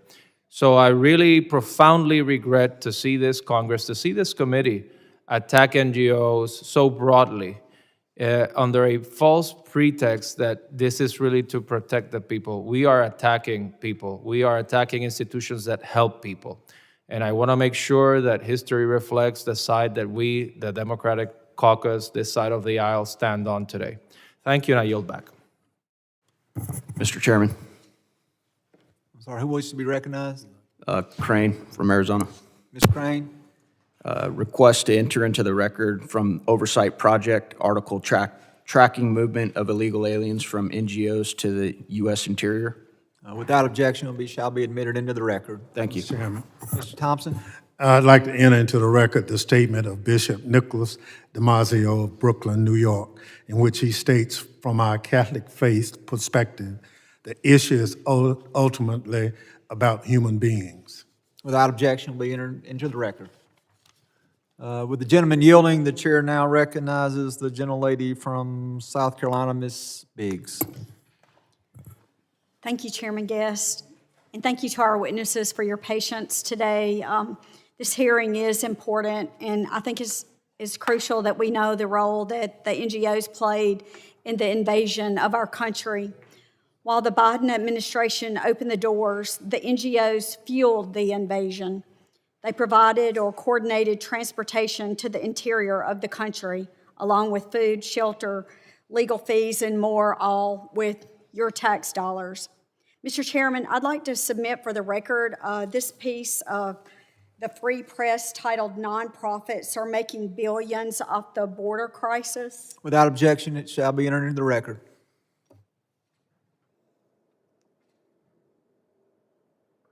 So Global Refuge, one of these Trojan horses, listed $202 million in revenue in 2022, up from $50 million in 2018, which is 86% of that money came directly from the taxpayers.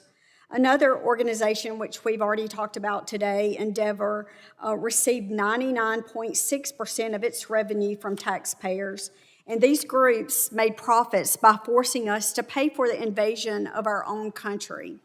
So my first question, and I would really like to leave it open for any of you to please feel free to comment, but it's kind of simple. How many illegals did these bad actors bring in?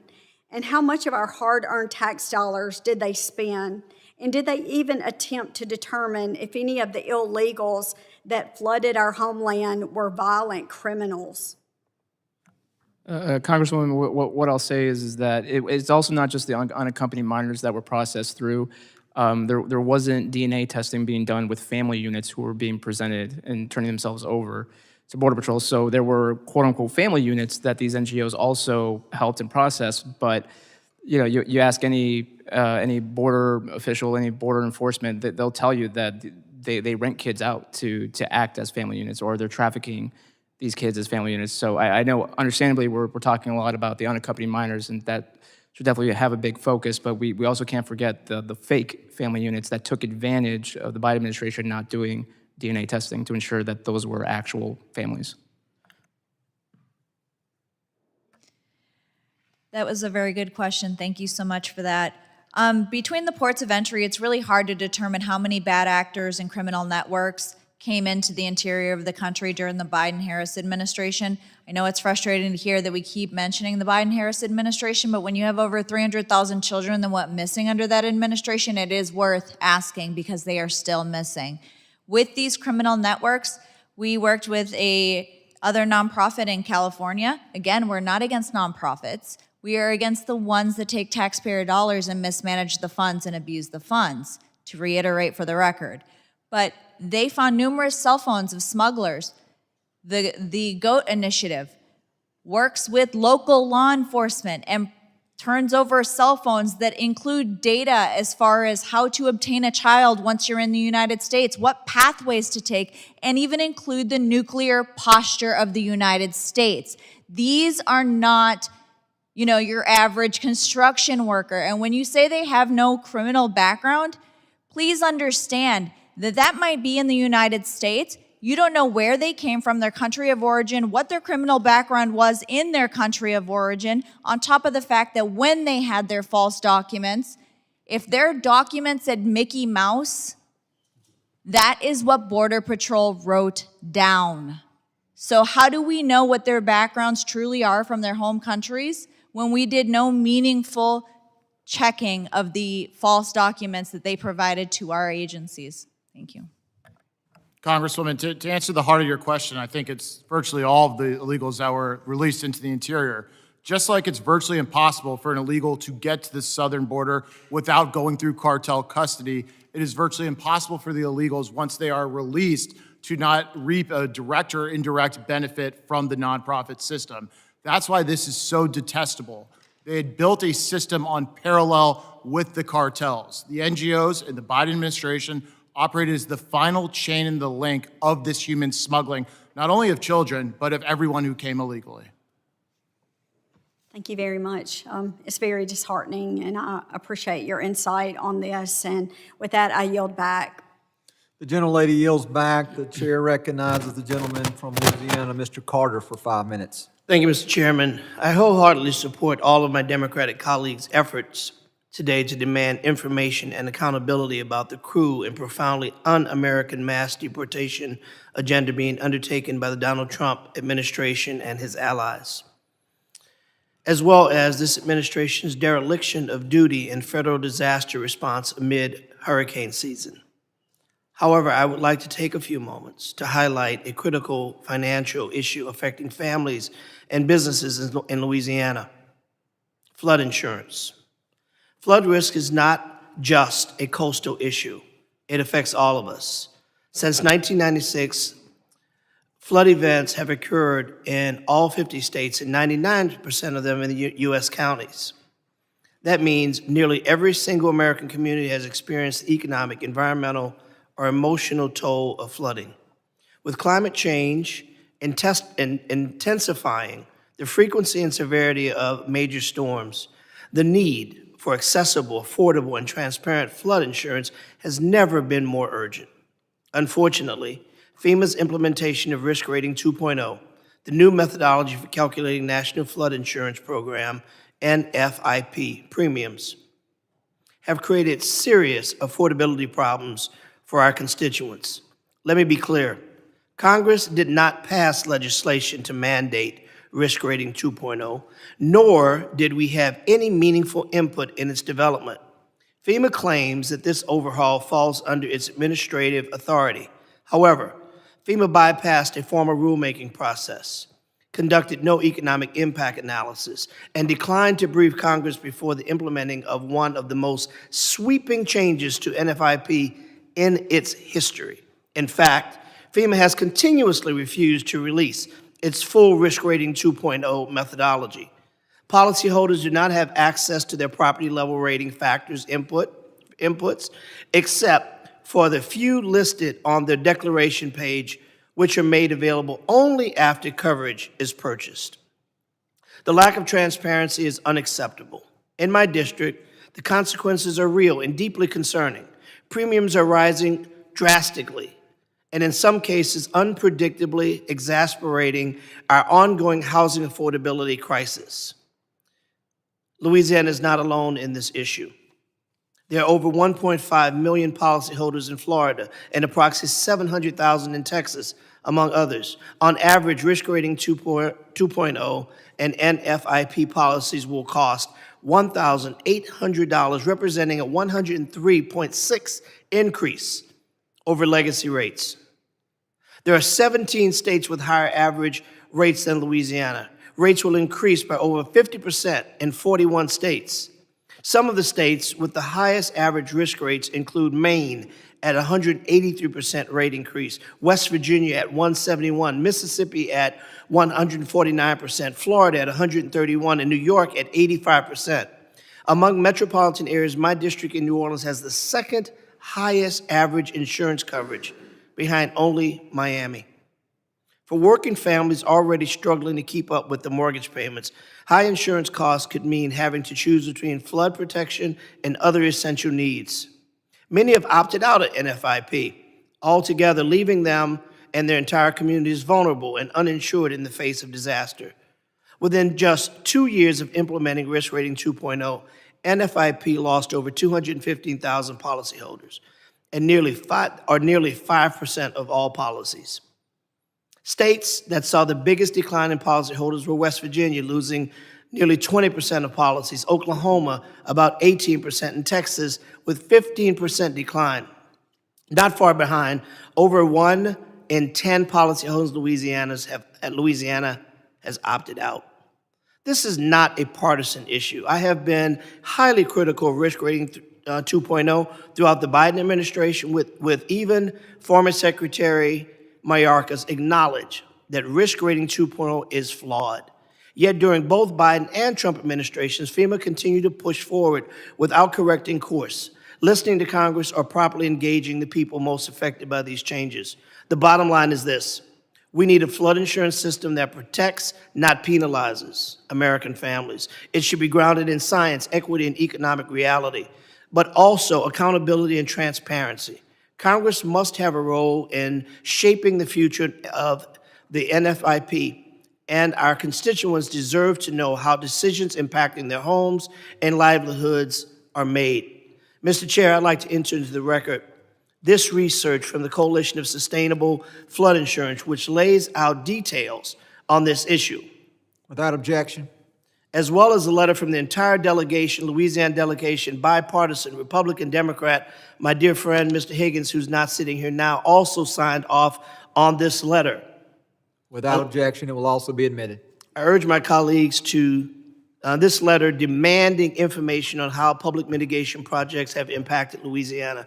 To date, we have not gotten any information. I urge my colleagues to support the bipartisan, common-sense legislative efforts that will bring oversight, affordability, accountability, fairness back to the National Flood Insurance Program, because flood insurance isn't something that we should wait. However, we need to do this now. Mr. Chairman, pursuant to Clause 2K6, Rule 11, I move that the committee subpoena Elizabeth Asher, Assistant Administrator of the Federal Insurance Directorate of FEMA, to provide this committee with the details and agencies has been withholding from Congress.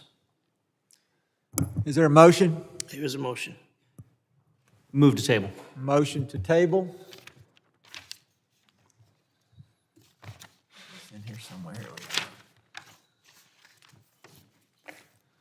The gentleman moves to table. The motion to table is privileged and non-debatable.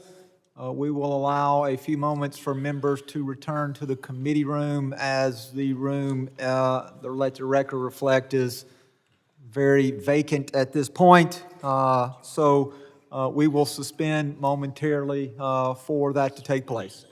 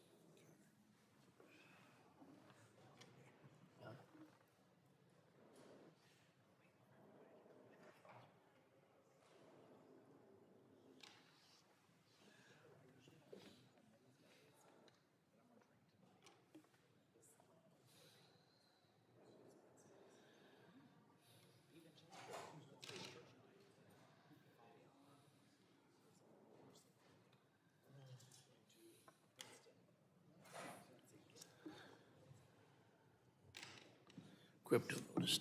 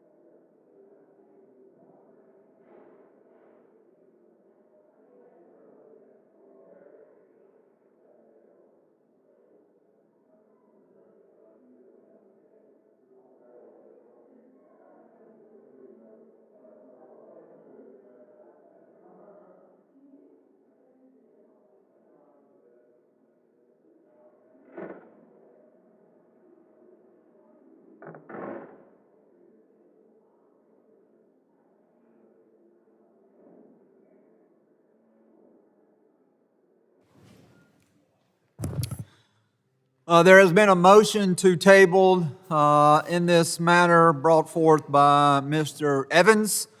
The motion is privileged. It is non-debatable. All those in favor, please signify by saying aye. All those opposed, please signify by saying no. No. In the opinion of the chair, the ayes have it. Is there a motion? Motion to have a recorded vote. Mr. Motion for recorded vote has been requested by the ranking member.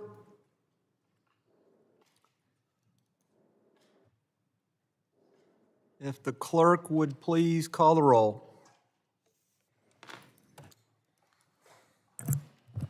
Mr. Green of Tennessee. Mr. McCall. Mr. Higgins. Mr. Jimenez. Aye. Mr. Jimenez votes aye. Mr. Pfluger. Mr. Garbarino. My apologies. Mr. Pfluger, is that aye? Yes, sir. Mr. Garbarino. Ms. Green. Mr. Gonzalez. Mr. Luttrell. Mr. Luttrell votes aye. Mr. Strong. Aye. Mr. Strong votes aye. Mr. Burkeen. Aye. Mr. Burkeen votes aye. Mr. Crane. Aye. Mr. Crane votes aye. Mr. Ogles. Aye. Mr. Ogles votes aye. Mrs. Biggs. Aye. Mrs. Biggs votes aye. Mr. Evans. Aye. Mr. Evans votes aye. Mr. McKenzie. Aye. Mr. McKenzie votes aye. Mr. Knott. Mr. Knott votes aye. Ranking Member Thompson. Nay. Ranking Member Thompson votes no. Mr. Swalwell. No. Mr. Swalwell votes no. Mr. Correa. No. Mr. Correa votes no. Mr. Tanadar. Mr. Magaziner. No. Mr. Magaziner votes no. Mr. Goldman. Mrs. Ramirez. Mr. Kennedy. No. Mr. Kennedy votes no. Mrs. McIver. Ms. Johnson. Mr. Hernandez. Mr. Hernandez votes no. Ms. Poe. Mr. Carter. Mr. Carter votes no. Mr. Green of Texas. Mr. Green of Texas votes no. Are there any other members who wish to be recorded? Mr. Clerk, how am I recorded? Chairman has not yet been recorded. Guest votes aye. Chairman Guest votes aye. You will please report the totals. On that vote, Mr. Chairman, there were 12 ayes and 8 noes. In the opinion of the chair, based on the recorded vote, the motion passes and the request has been tabled. Mr. Carter, did you yield back? I was trying to think. Have you yielded the rest of your time, I believe, if I'm not mistaken? All right, at this time then, the chair would recognize Mr. Evans for 5 minutes for his questioning. Thank you, Mr. Chair. Thank you, of course, to the witnesses for coming. And Mr. Chairman, I'd like to submit for the record this committee's report from last year in which then CBP Chief Patrol agents told the committee that, quote, NGOs will facilitate the migrants' travel plans to wherever that's going to be while they wait for their immigration hearing and, quote, once they're released from our custody, the NGOs then provide them with potentially transportation up to the Phoenix area or other areas of the interior to help them make travel arrangements, things like that. Without objection, the document will be entered into the record. Thank you, Mr. Chairman. And also for the record, a statement by now CBP Commissioner Rodney Scott in this same report in which he says that cartels and NGOs actually coach would-be border crossers on claiming asylum after being apprehended by the Border Patrol. Without objection, be entered into the record. Thank you, Mr. Chairman. And for everybody that stuck with us through today, I think it's been extremely clear that certain NGOs have benefited significantly from the Biden administration's open border policies. to the point where they actually found migrants before they reached the border to encourage them to illegally enter the United States in return for all of the amnesty and other benefits they could obtain. More benefits, in fact, than many American citizens receive, including free cell phones and upscale hotel stays. Mr. Howell, first question will be to you. Your organization's in-depth study tracked devices given to illegal immigrants by border NGOs and showed, unsurprisingly, that my part of the world, Denver, Colorado, and the surrounding areas, was one of their more popular final destinations. The sanctuary state policies in Colorado and Denver have allowed NGOs and government entities to spend millions of taxpayer dollars to provide services to illegal immigrants and have proliferated crime in our area, making Colorado this year the second most dangerous state in the country. When the Biden admin and Democrats in Colorado reimburse NGOs to provide these services and benefits, how does that incentivize illegal immigration and encourage criminal enterprises to conduct business in the United States and in places like Denver and Colorado? Simply put, if you build it, they will come. It is a completely cost-free for the illegal alien transportation and funding stream with everything they could ever need or want, things beyond what are even applied or given to our poor and needy in the United States. It also takes a lot of pressure off the cartels and makes it much easier for them to sell in the first instance for an illegal to come to the border in the first place. And don't take my word for it, look how the border is secure now. People aren't even trying to come because they know these benefits aren't available to them even in the event they're able to get in. Thank you. Ms. Hopper, next question will be to you. I was a cop and a soldier for about 22 years combined, and I am Latino. And unfortunately, I know through those experiences and others exactly how bad the crime situation is in Colorado. We're the national headquarters for Tren de Aragua, which I think we all know now, violent Venezuelan prison gang that does a lot of bad things to include human trafficking. You have substantial experience in the dangers that unaccompanied minors face on their journey to the border and then once released into the United States. Currently, the federal government is trying to review sponsors in Colorado. We've heard earlier today, over 300,000 kids that we're trying to track down. Federal government has reached out to Colorado to try to see if these kids that may be in Colorado are in safe environments. However, state laws in Colorado that my governor has signed more than once are preventing the release of this basic information to federal investigators and obstructing the ability to do just basic safety checks. How do state policies that restrict federal oversight of unaccompanied minors and NGOs that fail to properly screen these sponsors enable cartels like Tren de Aragua and MS-13 to exploit or recruit children in the United States and then again specifically in sanctuary jurisdictions like Colorado? It absolutely encourages cartels and criminal networks to direct their activity to sanctuary cities and states, knowing that those protections will exist for them and knowing that there isn't that cooperation and federal oversight and accountability for that. So unfortunately, I don't know what the motivation is for your state's governor, and I'm sorry for that because of the fact that that isn't helping these children. That isn't helping the citizens of Colorado. That isn't helping your constituents when you're protecting illegal aliens over that of those that elected you. Thank you, and I got 4 seconds, Chairman. Yield back. The gentleman yields back. The chair now recognizes the gentleman from Texas, Mr. Green. Thank you, Mr. Chairman. Mr. Chairman, I'm concerned about children. I'm concerned about the 37 children who've lost their lives to the Guadalupe River in Texas. I'm concerned that we're not having a hearing to address the needs of these families. These are people who had their children at a summer camp. They expected to pick their children up. They didn't expect to see their children waste away. Many of them haven't been found. I'm concerned about children too. But I'm concerned about all children. I don't segregate children.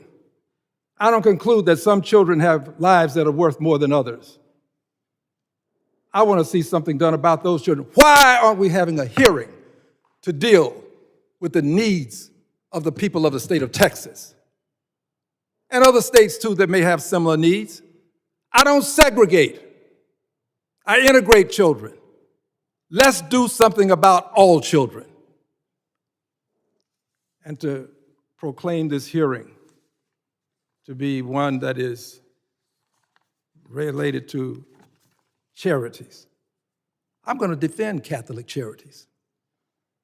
I don't believe you think that Catholic charities would have 65,000 children mistreated.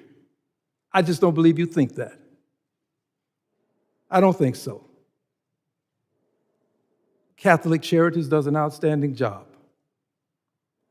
I would love to think that we could resolve all of these things today, but apparently we cannot. Let me go to something that I think would be relevant for this hearing as it relates to the state of Texas. This, my friends, is a picture of Mr. David Richardson, missing. Have you seen the acting FEMA administrator? Where is he? Why is he not here to help us understand what's happening to those children in Texas? To explain to those parents why FEMA has been feckless and ineffective. I have intelligence in my hand indicating that an internal FEMA assessment ordered by David Richardson, the current senior official performing the duties of FEMA administrator, dated May 12, 2025, paint a dire and deeply troubling picture. According to these internal reviews, FEMA is fundamentally unprepared to respond to national emergencies due to severe workforce reductions, workforce reductions, terminated contracts, and systemic management under the current Trump administration. I care about all children. I want to help resolve any issues that we have with children. I don't want to see us decide that we can't have a hearing to deal with this man who's missing in action. Let me have this, please. Missing in action. Missing at a time when he ought to be on the ground in the state of Texas. Where is he?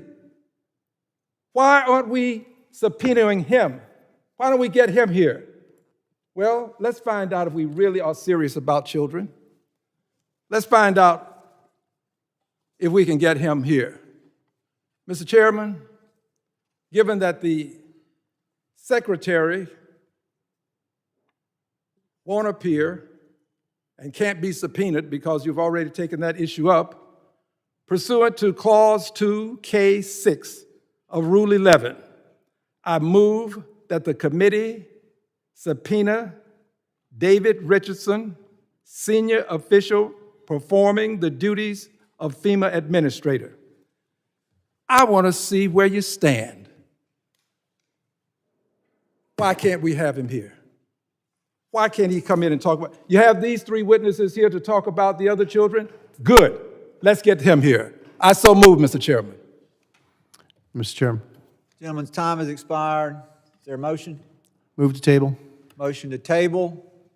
All those in favor of the motion to table, and before we call the motion is non-debatable and is privileged. So all those in favor of the motion to table, please signify by saying aye. Aye. Any opposed, no? No, Mr. Chairman. Of the chair, the ayes have it. Yes, sir, Mr. Green. Green of Texas would have this committee go on record explaining why. Recorded vote has been requested. Mr. Clerk.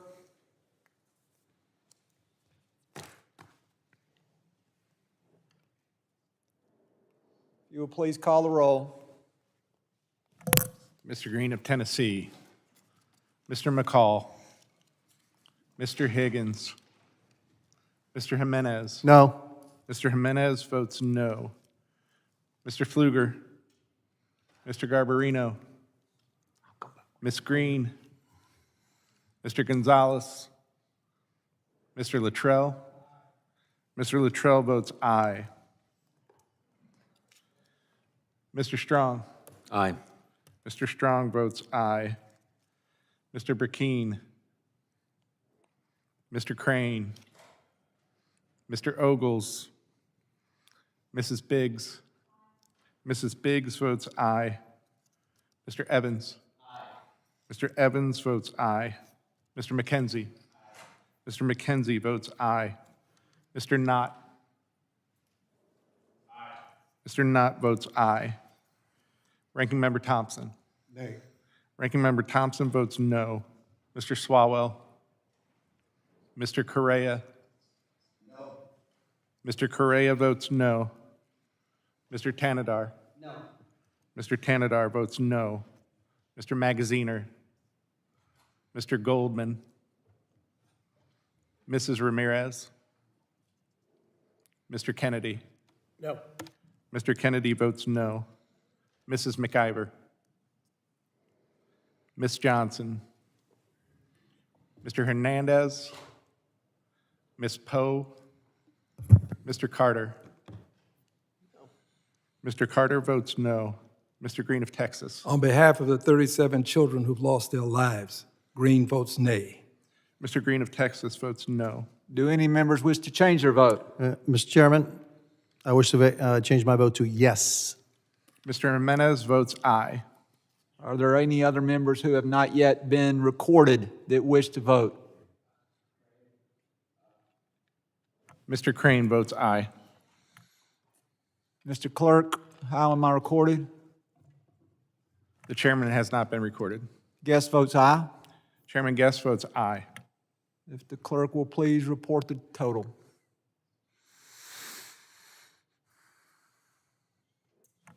Mr. Chairman, on that vote, there were 9 ayes and 6 nays. The motion to table passes, and the gentleman's request for subpoena will not be taken up. The gentleman has yielded. At this time, the chair would recognize the gentleman from the great state of Pennsylvania, Mr. McKenzie. Thank you, Mr. Chairman, and it is truly an honor to be a member of the Homeland Security Committee, where we deal with so many important issues on a daily basis. And the breadth of the topics that we are faced with dealing with and discussing is quite extensive. I look forward to continuing the work of this committee on a wide range of issues, some of them raised here today, as we move forward. But the topic at hand is the failings of the Biden administration and how NGOs facilitated the Biden border crisis, where millions of people entered our country illegally during those 4 years. Within that, there was a subset of children. 300,000 children were not effectively monitored, and their whereabouts were sometimes unknown. That was questioned by my colleagues on the other side of the aisle, and fact checks were done on that. And what did the fact checks come back with? They said, well, you know, the 300,000, it wasn't that they were effectively monitored, but there were just 32,000 who didn't show up for a court case. And so they were at a greater risk of sex trafficking, exploitation, or forced labor. 32,000 children who are left vulnerable. And my colleagues on the other side of the aisle don't want to ask a single question about that. They don't want to talk about that topic. They want to sweep it under the rug. They want to turn a blind eye. They want to pretend that it didn't happen during the Biden administration because it is politically inconvenient. The welfare of children is something that they don't want to talk about all of a sudden because it happened under a Democratic administration. We have documented cases of rape of children, children working in extremely dangerous conditions, and those unaccompanied minors, when they went to do welfare checks on them, they're unaccounted for, simply gone. But they don't want to ask any questions about that. They don't want to talk about it. And so We have a responsibility as the adults in the room to govern, to do oversight, to do these questions that come before this committee to make sure every American is safe. And as a state representative, I contacted the Biden administration about this very issue. They didn't respond. I contacted our Democratic governor. He didn't respond. Nobody wants to talk about this issue of missing children in our country. So I am glad that we are having this hearing today because we need to get some answers. And so my first question is for Mr. Howell. I want to understand the flow of money, what appropriation, what line item it was in, where it went to DHS, and how it moved to either states to facilitate the movement of these children or to NGOs. So for the DHS money, most of it went out through FEMA and the SSP program, which was renamed about halfway through the Biden administration. It used to be called something else. But there would be a series of grant-making exercises. A lot of them are publicly posted online where you can see the main organizations that received it. And after that, there are sub-grants and other things. It's very difficult to follow the money all the way from federal government to end recipient, let alone the usage. So it went through FEMA, which is intended for emergency management in situations like we faced in Texas and was just talked about, but the money was gone. It was used for these programs, you're telling me. That's absolutely correct. And they begged for more time and time again. Simply astonishing that the money would be used in that way and not for the safety of the American public in emergency situations. The next question I have is for Ms. Hopper. Who is supposed to have the accountability and responsibility for the well-being of the children? When they move from one agency to the other, does the accountability and responsibility hand off to the next organization? Or is it Homeland Security, since they did the initial intake, they're the ones who should be held ultimately accountable? It's a very good question. A lot of these agencies are pointing fingers at each other, and without a clear established person or group or agency that's responsible. You had Border Patrol that had 48 hours to move these children, these men, these women through. Then they went to HHS, which, depending on the situation, would outsource that responsibility to NGOs. And so without that clear oversight on who was responsible, it makes it challenging to hold people accountable. But at the end of the day, I would look to whoever is issuing the grant. There is a scope, there are deliverables, there is requirements that need to be met, and so the grant issuer is responsible for managing that contract to make sure everything is being met before issuing more monies. I appreciate that. I see my time is expiring, and so I would just like to say that this should just be the start of the conversation about what we can do to protect children in this country, whether it's more accountability that needs to be done at the Homeland Security and officials who were in the Biden administration that let this happen, on worksite enforcement where children are being employed in dangerous, violent situations, and also what we can do to stop anything like this from ever happening again by securing our border and having ultimate accountability throughout the entire chain of custody of these children. I just can't thank you enough for being here today. It's an important topic, and we're going to continue to do oversight as we move forward. Thank you. The gentleman yields back. The chairman recognizes the gentlelady from Arizona, Ms. Asari. Thank you, Mr. Chairman. I really appreciate the opportunity to wave on to the Homeland Security Committee today to speak on an issue that's critically important to my district in Arizona. I represent one of the most diverse districts in the entire country where more than 64 languages are spoken. And first of all, I want to emphasize how vital and life-saving the work of NGOs like Catholic Charities, like the International Rescue Committee, and like Lutheran Social Services has been to constituents in my district. They work day in and day out with very little resources to serve people. The Trump administration's mass deportation policy has demonstrably failed our nation and our values. According to a recent Gallup poll, a 62% margin of folks disapprove of the Trump administration's ineffective, authoritarian, and inhumane immigration policies. I have seen the cruel policies of this administration firsthand in my district. Separating families, masked ICE agents showing up to immigration courts in downtown Phoenix where people had appointments, ripping people away from their families. Detainees in inhumane conditions. This includes DACA recipients. This includes green card holders. This includes US citizens. And deporting innocent people without due process to foreign prisons. It is unconscionable. About 1 month ago, I went to the Eloy detention facility about an hour outside of my district in Phoenix. I spoke with more than a dozen women there who were desperate, devastated about the conditions that they're living in, facing significant harassment. They described a situation where one of the staff members literally forced them outside to march outside in 110-degree Arizona heat, marching around for over 2 hours, yelling at them, quote, "This is the price of the American dream." This is disgusting. And when we're talking about well-being of citizens, even if you believe that these people should not be in the United States, it is embarrassing that our country would be treating any human being like that. So, Mr. Howell, I have a couple of questions for you. Very straightforward, yes or no. Do you support this type of treatment of human beings? I'm sorry, I wasn't listening. All the other Democrats haven't asked a question, so I kind of wasn't paying attention. Can you restate it?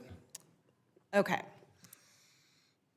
The detention center facility conditions in this country are atrocious. Women are being harassed, they're being dehumanized. In Arizona, they were forced to march outside in 120-degree heat until somebody fainted. I have visited these detention centers as part of my oversight responsibilities. I know you're a big fan of oversight. Do you think that is acceptable treatment of human beings by the United States of America? For illegal aliens to be detained throughout their immigration proceedings, yes, To I be think treated it's in the that law. way. To be treated in I'm that not taking your word for it. Okay. On top of that, 17 million Americans were just cut off of health care thanks to the vote of all of the Republican colleagues over here. Meanwhile, Republicans just gave more money to ICE and DHS to the tune of $170 billion. It's now one of the largest funded agencies in the world, about 16th or 17th in terms of what a military would look like for other countries. Again, you talked about the importance of oversight, Mr. Howell. Do you believe that members of Congress are legally allowed to conduct oversight of ICE detention facilities? As we've written extensively the Oversight Project, because we're trying to help keep your colleagues out of jail, like Representative McIver, who was indicted, I misspoke when I said she was arrested, you as an individual member do not have oversight authority. Oversight authority by the rules of the House flows through the full House to the chairman, and that right now is held by the majority. So It is despite the legally statute allowed. that you cite, Mr. it's going to Howell, end up with more reclaiming my Democrats time. clogging our Reclaiming jails. my time. I want to keep you out of jail. Claiming my time, thank you. It is actually legal for members of Congress to go to detention center facilities that are operated by our government and to conduct oversight. That actually is legally allowed. That is incorrect. We also know that the Trump administration is funneling billions and billions of dollars to private for-profit prisons. I heard today a number of $6 billion to NGOs that you all are so concerned about. The private prison companies in this country, like Core Civic and Geo Group, are making billions of dollars in profits because of the massive, and stunning corruption. They gave billions of dollars to elect Donald Trump. Now we're making sure that they make billions of dollars. And speaking of sheer corruption and cover-ups for the ultra-wealthy, Mr. Howell, I know you have spent quite a lot of time talking about the importance of releasing the Epstein files, but now you're kind of parroting Trump talking points about this being a Democratic hoax. I'm wondering if yes What or did I no, say? do you support the No, what have I parroted do you support, about it being a hoax? It's a yes or no. Do you support? No, it's not. You said something false. I'm asking you to cite what you said, which is clearly false, because I've not said what you said. Mr. Howell, my question is, do you support the public release of the Epstein files? My answer is written in an op-ed in the Blaze, yes which or you no? can read. Yes or no? Listen, ma'am, I am trying to answer It's your a yes or question. no, You are Mr. lying to the American people I'm asking you a in your simple misstatements. You question. just told a lie in this committee Mr. room. Howell, I'm do you trying to s- clear up the record. It's very simple. I am trying to answer if you let me speak. Do you I think support the it? public deserves way more transparency than we've got. I've written that. You've accused me of parroting another It would be talking point, wonderful which if I you have could not. follow Bring the up. receipts. You're lying, and everybody knows it. Mr. Howell, I The simply gentleman asked you a will yes or no suspend. question. The gentlelady's time It's a has yes or no question. the gentlelady's time has expired. The chair will now recognize Mr. Knott for 5 minutes of questioning. Mr. Chairman, it's good to be here. Thank you for having this hearing. To the witnesses, I would say thank you. I think I owe you another thank you. This has been quite a long hearing, and unfortunately, the Democrats have obstructed, they've distracted, and they've refused to engage in this topic because it shows that their narrative that they have authored is false. That what happened at the border was just perfectly in line with the norm. It was beneficial to the country. There was nothing they could do about it. Whatever narrative they've written, it is false. This was a designed, intentional, and protected endeavor to bring millions of people into this country regardless of the consequences. It was designed by the Biden-Harris administration, and the Democrats on this committee are still defending it. It's just astounding. They will not say this hurts the American people. Unchecked illegal immigration hurts the American people. We could go on and on. I want to give you all some time to talk. Mr. Howell, starting with you. One of our esteemed colleagues on the other side declared that what happened at the Biden border was not politically motivated. It was all charity. Do you agree with that statement? Absolutely not. It was a highly coordinated plan executed by some of the most radical elements of this country for the sole purposes of ushering in a massive border crisis, which caused tremendous damage and is still being defended to this day. Does that affect the electoral count or congressional apportionment?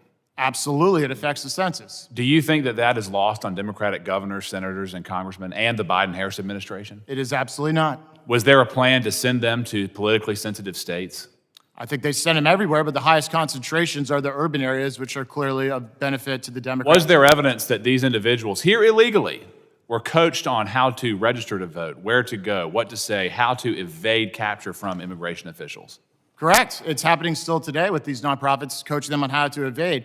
As for the voting, as this country's voting system became a laughingstock with the mass mail-in ballots, we have evidence from the Biden White House of a listening session they held with these radical activists where they were encouraging the Biden White House not to even ask people if they were citizens before trying to register them to vote. It's worth noting that the Democratic Party is staunchly and uniformly against voter ID, no matter what state has been proposed. Just a random thought. Ms. Hopper, what interest do international parties have in sending millions of people to this country illegally, including children? Particularly the countries that we have visited, a lot of the individuals that are leaving are criminals in their home countries. So their governments, their country's government, have no interest in retaining them. You are having the worst of the worst leave your country. You are having a decrease in crime because the worst of the worst are leaving your country. Is there also financial incentives? Are they not sending money out of this country back to their home countries? Oh, absolutely. Absolutely. They make money in this country. So they're getting rid of criminals, and then they're taking home money. Exactly. Amazing. You mentioned earlier, I'm sorry for being quick, there was one person at this call center for abused children, 65,000 unanswered phone calls. Let's back up before they even got here. How many people were in charge of vetting the millions of people that came across the border? And vetting is being used as though it happened. Vetting did not happen, did it? Not in a meaningful way, no. It was a process. They were processed into the country. Supposedly, and not in a consistent way. Right. Now, I've got one more question, Mr. Rosa. I want to give you a chance to respond to Mr. Green. He looked right at you and said he didn't believe that you really thought that children were mistreated by a charity with the name Catholic in it. I want to make a distinction. It was not an extension of the Catholic Church. This was a uniformly named charity with the word Catholic in it. But I want to give you a chance to respond. Well, yeah, because the reason why that was just a weird thing to say is because the people at the border, they know how these things work, right? This isn't new. So these NGOs, not just Catholic charities, a whole bunch of them, they knew that the vetting wasn't done, that this was being done haphazardly because of the volume, right? The volume overwhelmed the system. And so there are shortcuts that need to be taken. By design. By design, exactly. Yes. And so they still took the money to do that. They knew that these children were being abused. Before they arrived to the border, there was probably gonna happen after they got to their final destination, whether it's a workplace or sexual abuse. And they still took the money because it was taxpayer dollars. And they increased their pockets. And so, it's very frustrating because I've seen children as young as 7 crossing by themselves. I saw a girl hold a 2-year-old, just them. So he doesn't know me. A lot has been said about our credibility, but I've been there and I've seen it, and this was a big problem. Yep. Well, I'll close with this. Again, this was the biggest problem that I have seen in my lifetime, and it's going to take decades to fix. And it's astounding that the Democratic Party not only built it, not only implemented it, but they are still defending it. And the American people need to know that if they get back in power, those open border policies and the flood of mass migration will return. We cannot let that happen. Mr. Chairman, I yield back. Thank you, Mr. Nutt. With consultation with the ranking member, there are no closing statements in this matter. I would like to thank our witnesses for being with us today. And would like to remind our witnesses that members of the committee may have additional questions for you. and we would ask the witnesses to respond to these in writing. Pursuant to Committee Rule 7E, the hearing record will be held open for a period of 10 days. Without objection, this committee stands adjourned.